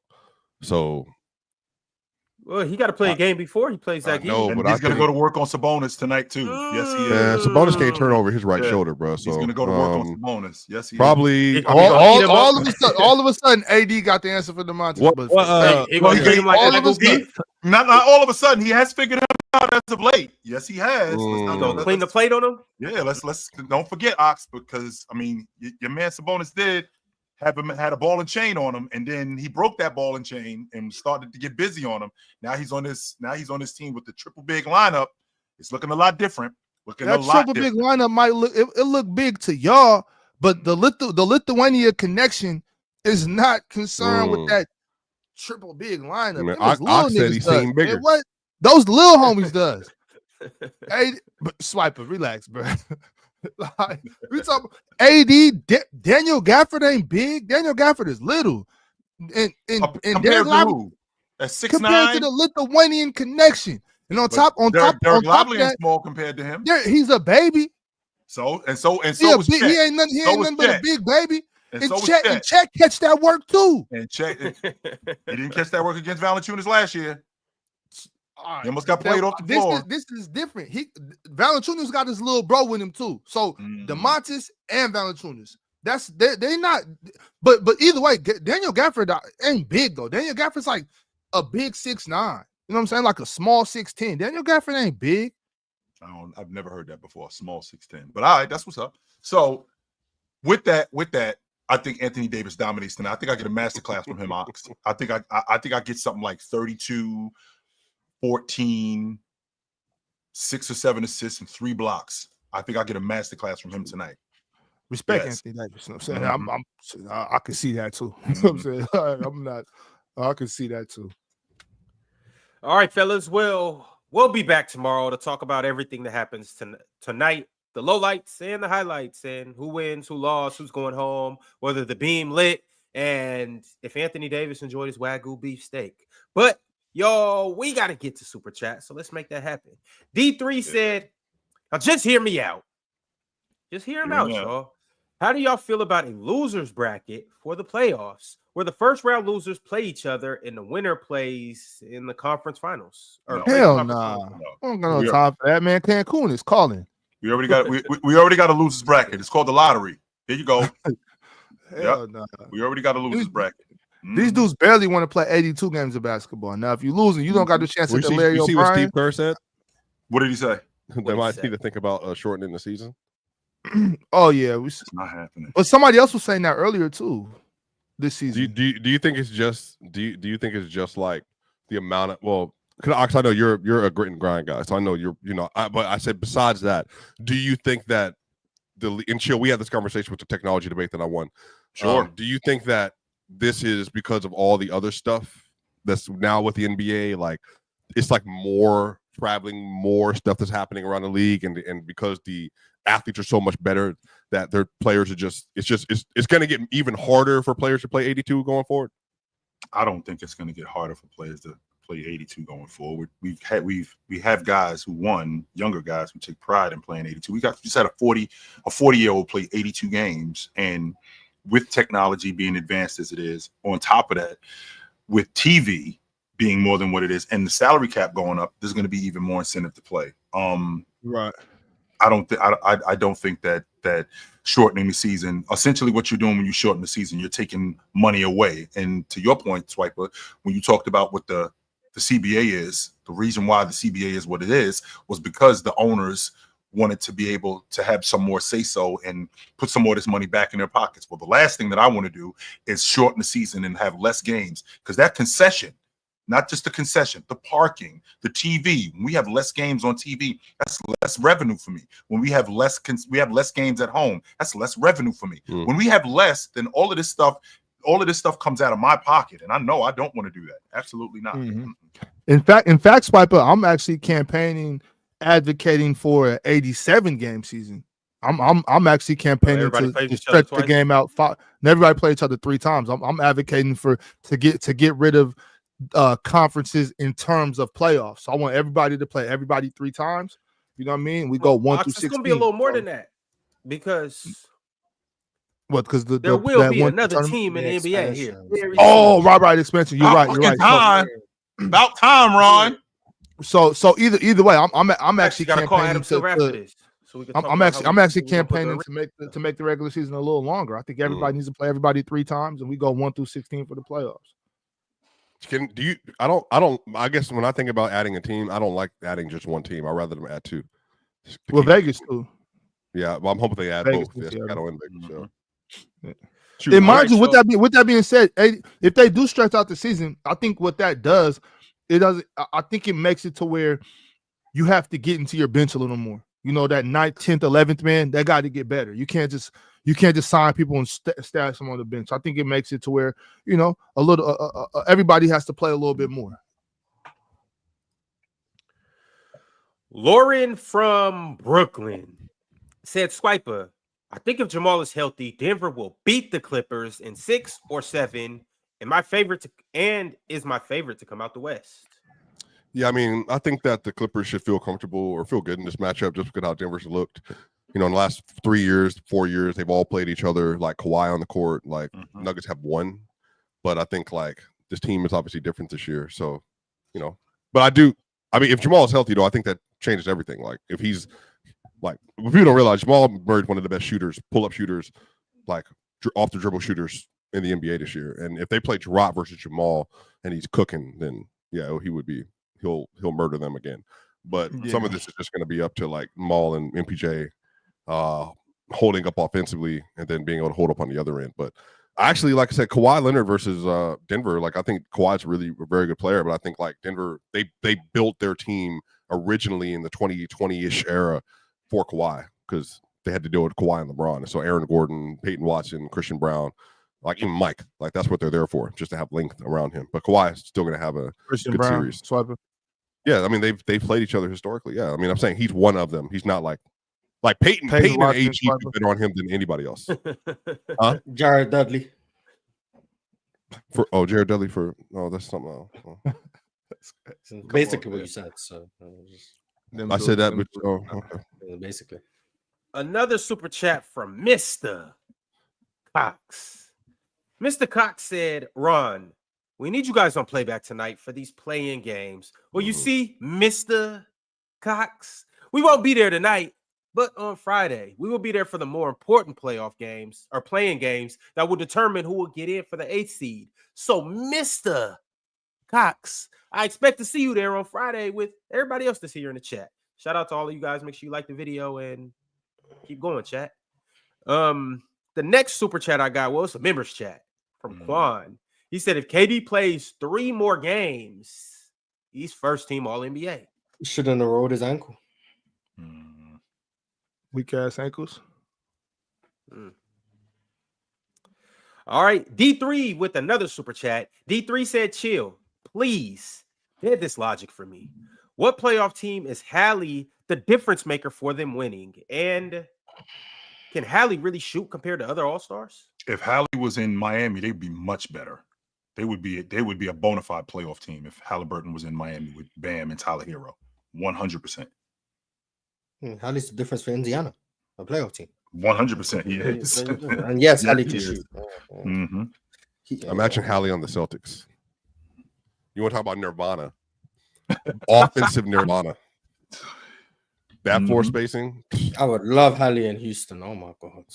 Love Hallie in Houston, please. We had to give up Amin Thompson for that. Next year. Fred VanVleet. No Cap Prince says Scottie Pippen Jr., the first player ever to foul out with 12 fouls. Huh? They're saying he was hacking. So he didn't have no choice. You see what that boy was out there going through? Bad for that boy. Harv sent through a super chat and said, offensively, Paulo a more physical but worse handles DeMar. No, he's a better Julius Randle offensively. I think he's going to be a better Antoine Walker. Well, he's already better than Antoine Walker. But yeah. No, he's not better than Glenn Rice. I knew he was going to say Glenn Rice. Yeah. Slitherman said, that is a fact, Swiper. Slenderman said, all I'm going to say is Swiper never tried to convince anyone that Jokic is a top defender in the league based on defensive EPM. It gets way worse out here. Yeah, I'm just a big name that is in a smaller market. That's the only reason. If I was in the LA market and I was a Bron dude, then it wouldn't be a conversation. I remember you saying that Jokic's defensive EPM was better than Giannis. I vividly remember you when doing was that. this?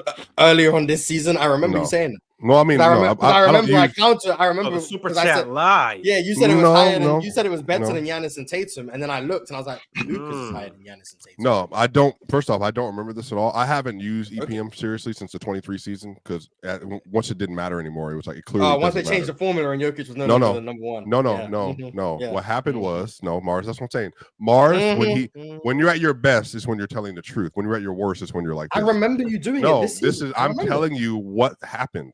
That year, he substantially led in the EPM in the MVP race versus Embiid. And it meant nothing. And then all the other stuff, all the other advanced stats, he was clearing everyone, and it meant nothing. That's why I was just like, I think this is contextual for how we can help evaluate players. But at the end of the day, it doesn't mean much of anything because they can just go the other way because, a lot of it is narrative. So that's what I dropped the EPM stuff for. I still use it, but it's only a part of the discussion. You said Jokic's defensive EPM was higher than Giannis and Tatum. I remember. I don't remember this, but you could be right. I just don't remember. That's all I'm saying. Yeah, that's fine. No, I'm not saying you'll deny it. But I'm sure if you retweet it right now, you'll get 1.7, likes or so. Because I might have said I have no idea. 1.7. I never said he's a better defender though. But sure. I mean, we just know what the implications are. But also, no. There is no implication. That's something you got to ask me questions, Mark, because that's when you're at your best. Because we know what you're implying, but you do this thing where you try to have plausible deniability. This is the thing. I can say this objectively. Jokic had a worse defensive year than all of these players, and it's a worse defender than all these players. The only thing Jokic truly sucks at is the rim protection stuff. He's an horrible defender at the rim, but he's been really good at a lot of other places this year. I think he deserves credit for that, but I think the rim protection is a problem. 100%. Go ahead, Ron. Next super chat. The next super chat is from Jalen King, similar to the one on the screen. He said, "Playoff Jimmy, COVID stimmy, Steph Curry shimmy, Rockets in 5." Kirk. Shouts. Come on, Jalen. I think Houston needs to get more credit than I'm. Even though I'm picking the Warriors because Steph owns them. So we just saying, 3 points owns us, by the way. 3 points. He owns y'all. So 3 points. Okay, great ownership. I don't want to swap the. I don't want to draw this out any longer, but I just won't feel right if I don't get this off. I just want to say, like, if you're 7 feet tall and you can't protect the rim, I'm not giving you credit for anything. Anything? In anything. Well, I just think that's a wild way to look at basketball, personally. But I think so too. I wish I wasn't like this. I wish I could see past it. Well, you could change how you are, but you just you're right. And I'm trying. Don't get me wrong, Spot. I'm not one of those people that I am who I am. No, you are. You have adjusted. I heard your defense of the Jokic MVP stuff the other day in the clip that they put out. I want to make sure I say that. I'm trying to be better, Swipe. Yeah. But I just can't. You definitely have taken a sharp turn, like, because you were very Jordan too. The only person that wasn't on the train was Chill and Ron, because Ron has agendas to push as well. But yeah, shout out to you, bro. Ron has a Giannis agenda that has not woken up. As my MVP. Okay, I was the first person to come up here and say out of everybody that SGA don't deserve that MVP. What do I say? You even said it wasn't because of Joker though, Ron. You've been this way on Oklahoma City the whole season. So cut the shit, Ron. Cut the shit. What's Oklahoma City got to do with Shai Gilgeous-Alexander? I don't know, but cut the shit. For them. But he does play for them. He does. Yeah, but that's the reason why he's the MVP. And as a matter of fact, if that's the case, that even bolsters his case. If I'm looking at Oklahoma City, it's just Jokic is outplaying him tremendously. We'll see. They could play with question marks on the front of their jersey. Now here you go, hung up on words. Stay mute. No, it is tremendously. I'm sorry. Y'all might not want to admit it. That boy is getting outplayed. Like, Jokic is in whatever. We talking about 08 Candace Parker dominance from Joker. Is that how dominant Jokic has been this year? 08 2025 Caitlin Clark dominance. I think Jokic just played amazing this year. I would not deny that. Frank C said, "Ron, Chill, Ox, Mars, and even Swiper.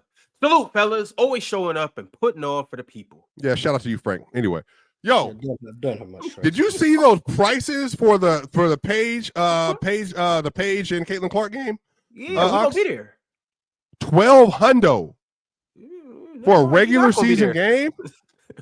I lied. You tripping, dog? I ain't going to nothing We costing that ain't gonna much. make it. The Super Bowl cost that you could damn near get a Super Bowl for that. Chill. At least the upper deck. But the thing about it is, why? But don't nobody want to watch the Super Bowl. We want to watch Paige and Caitlin. I'm sorry. All right, no, we're just lying. Super Bowl. Gecko State said the women in Miami and Atlanta would eat Zion alive. And we see his baby mama running fades with all of them too. I like Miami, but he will need guidance. The Zion, wow. Man, living in Atlanta it's not for the weak of mind, It's not for the weak of heart. It's not. No. Yes, it is. Ron came down here and he was Yes, it is. I need to be on my way. Rob was on that diesel. He couldn't handle it. spazzing. My boy was like, man, let's go see the Pokemon place. Pokemon name. Black Star said, as a Warriors fan, I'm glad we won. But Steve Kerr got to leave this Kevin Looney shit alone. He's not good offensively or defensively this much. It's not been a great year. 3-time champion.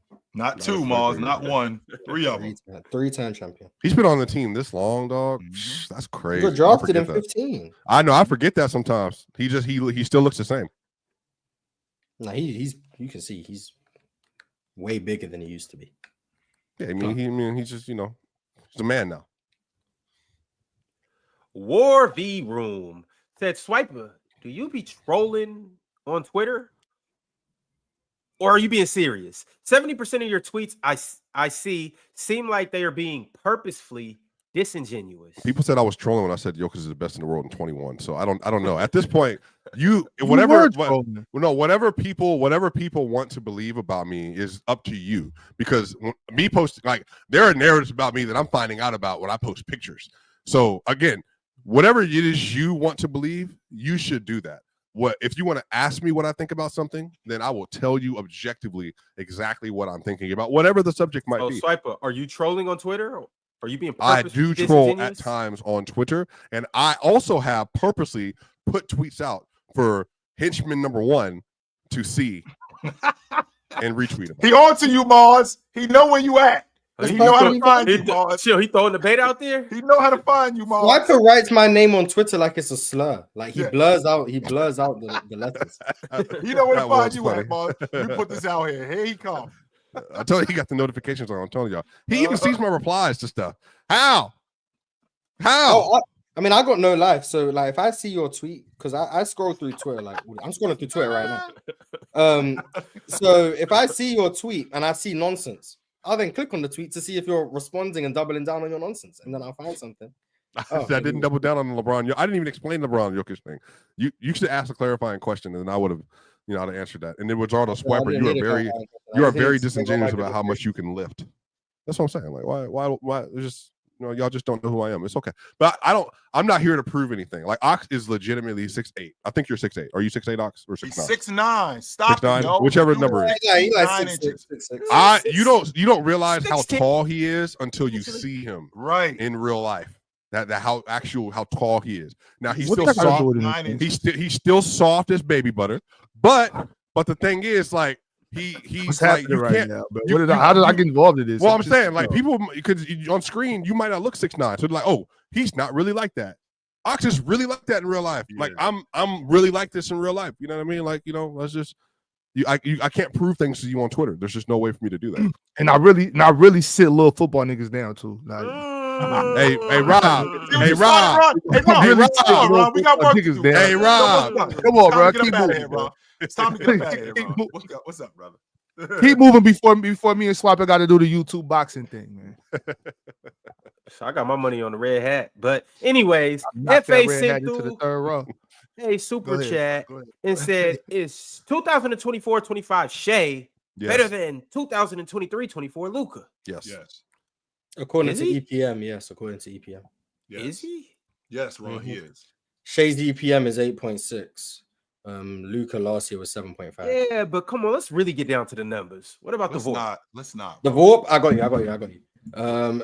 Shea this season, I believe, was second in VORP. No, he's first.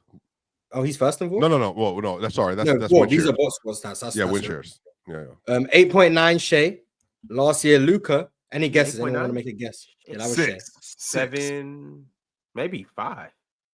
Okay, you guys are going way too low. Luca last year had a VORP of that was this year. 8. So below Shea. 8 to 8.9. So EPM favors Shea, VORP favors Shea, BPM favors Shea. So forget your sadly items. mistaken. The numbers don't lie. The numbers It don't is lie. Shea. Efficiency favors Shea. Scoring favors Shea. Defense favors Shea. Yeah. And they both should have won MVP over Jokic, apparently. No, shouts. According to some people. Shouts. Smooth Criminal 555 said Mars winning the March Madness PCL when March is named after the god Mars? Question mark? Maybe Jordan was right about conspiracies. LOL. Nah, good game. Mars 2-time champ. Congrats, Mars. GG's, Mars. Absolutely, GG's. brother. Congratulations, Mars. No doubt. Stop fake smiling, Mars. Dang. Just take a compliment, dog. I did my speech yesterday. I know. I missed it. I wish I was there. Yeah, to witness the I did my speech. speech yesterday. I don't need to do another speech today. And you had the belt on your shoulder too. I saw. I did have the belt. Look at him. Look at the kid. It was very much. Eye of the tiger. Look, A those very eyes humble- aren't wandering. A very humble speech too. You are No, looking it at a wasn't. killer in his eyes. No, it was not a very humble speech. It was very was humble. thanks. It was very thanks to me. I'm the best. I'm awesome. Nobody had anything else That's to do with humility. it. Anyway, as you were saying, Ron. The reason Real Talk ain't won, look at his eyes. They wandering. He's not locked in. Y'all couldn't just ask this man for a selfie. They took a screenshot. Wait, where's Chill? Does Chill really not have a graphic? I'm sure he had one yesterday. Yeah. He had one yesterday. Jordan ain't have a graphic, which is crazy. But, Yeah, man. Fourth place just not getting a graphic. Yeah. Hey, Mars, word on the street. Word on the street. Your pocket's looking plump. That's what we're Yeah, I got them George Niang pockets. You know what I'm saying? You got watch. You might have to watch your back, Mars. Mars, you might have to watch your back, brother. You know, people putting your business in the street. Good thing If I he don't left go the outside. house, he'd have something to worry Good about. thing I don't go outside. Yeah, we good. Mars, I'm gonna tell you why Jordan didn't have a graphic. Jordan didn't have a graphic because Jordan wasn't supposed to be there. All right. Oh, I That's agree with what that. I'm telling you. I Now agree. we're gonna move on. That's all I want to say. That's all I want to Mm. say. Shout out to Jordan- Drenched Man. Jordan really lost to Carson, but politics, you know, like, he really should have been out in round 1. Poor guy. Poor guy. Wow, I wouldn't. Shout out to Nerdslash, but I wasn't gonna say all Either that. way it goes, I guess third place does matter. So here you go, Chill. There you are. Look at you beating the washed allegations, man. Good work, Joe. Good work. All right, Next fellas, year you back might to- win. Next year you might win. Or I might retire and not get in it again, like you. Matter of fact, Mike You might can't study. retire and never win. Come Mike on. might study next year. Plenty of players have Yeah, I retired seen without Mike winning. was on Chilltown's live the other day. They were He playing. was. How'd that Yeah, I go? seen it. I only caught the end of it. Mike was arguing that Donovan Mitchell would be over Allen Iverson all time or something if he won the championship this year. Then I seen Chill say that. I seen Chill try and imply that Allen Iverson was more efficient than Tracy McGrady. Definitely didn't like that, but it was interesting. Yeah, it was very interesting.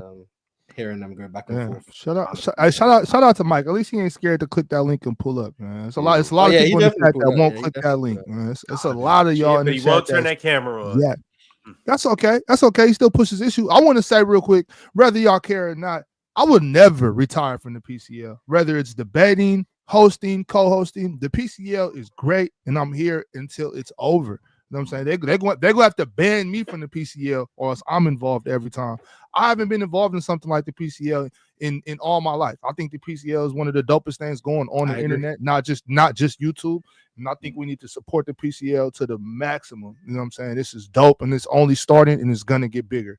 You know what I'm I saying? agree. PCL That's why I'm is fire. supporting it by being a good judge. I feel like the judging is the only thing that holds it back. So by me going, I can agree with that. I think me going to the judges booth, I feel like it's gonna really improve the PCL, which I already think is the great. integrity of the judges. I genuinely do think the PCL is amazing. I think the concept of it is actually wonderful.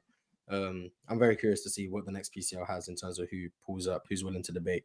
Because I feel like there's a lot of people who are like, they know their stuff, but in the debate format, maybe they don't want to get in the PCL. It gets tricky. Yeah, maybe they don't want to get in the PCL. So I'm looking forward to whatever PCL 3 has in store. Speaking of the PCL, Bandit SPS sent through a super. Oh, I'm thinking this is Braxton Bandit. I'm tripping. This is Bandit SPS. Bandit said, did you guys ever talk about Bradley Beal being offended when Coach Bud asked him to play like Drew Holiday?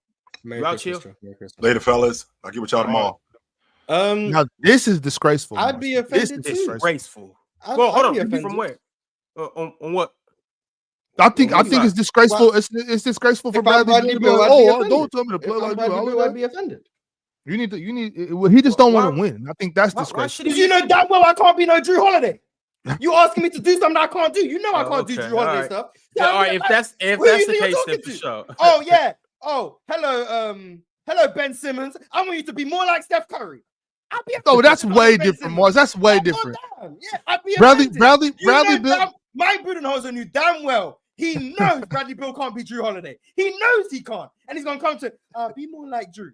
He knows. I'd be offended too. Yeah, but Bradley Beal didn't take it that way. Bradley Beal took it the opposite way. Like, I'm better than that. Like Bradley Beal has the size, strength, athleticism, the everything he needs to play like Drew Holiday. He could. Matter of fact, Bradley Beal was the one that be telling his kids that, you know what I'm saying, you got to play like Drew Holiday if you want to ever have a chance at the league. I think this is shameful for Bradley Beal to even say Do you say think something Bradley like Beal that. could be Drew Holiday? You genuinely think that? No, he can't be Drew Holiday, but he can be like, you know what I'm saying, could start playing that way, you know what I'm saying, be more team oriented, be more, you know, defenses oriented. I think he can. I think he could be. No, he can't be Drew Holiday. He's only mad because he attached the name to it. Like, had he said, I want you to play more tenacious defense and I want you to be more of a playmaker and do these things, like, had he broke it down that way, Bradley Beal would have been cool. My thing is, like, that happens all the time. You tell your big man, hey, I want you to be stronger in the paint. I want you to be, or I want you to space the floor out more. Would it be offensive if I said I want you to space the floor out more like Dirk? Does that make you feel better? But if I say I want you to space the floor like Cat, are you gonna be like, oh no, Cat's soft? No, that's disrespectful. Like, how did you feel when George Karl said he wanted Melo to be Detlef Schrempf? Be who? Detlef Schrempf. Well, I never heard him say that. I didn't know, but shout out to Detlef Schrempf. I love Detlef Schrempf. So,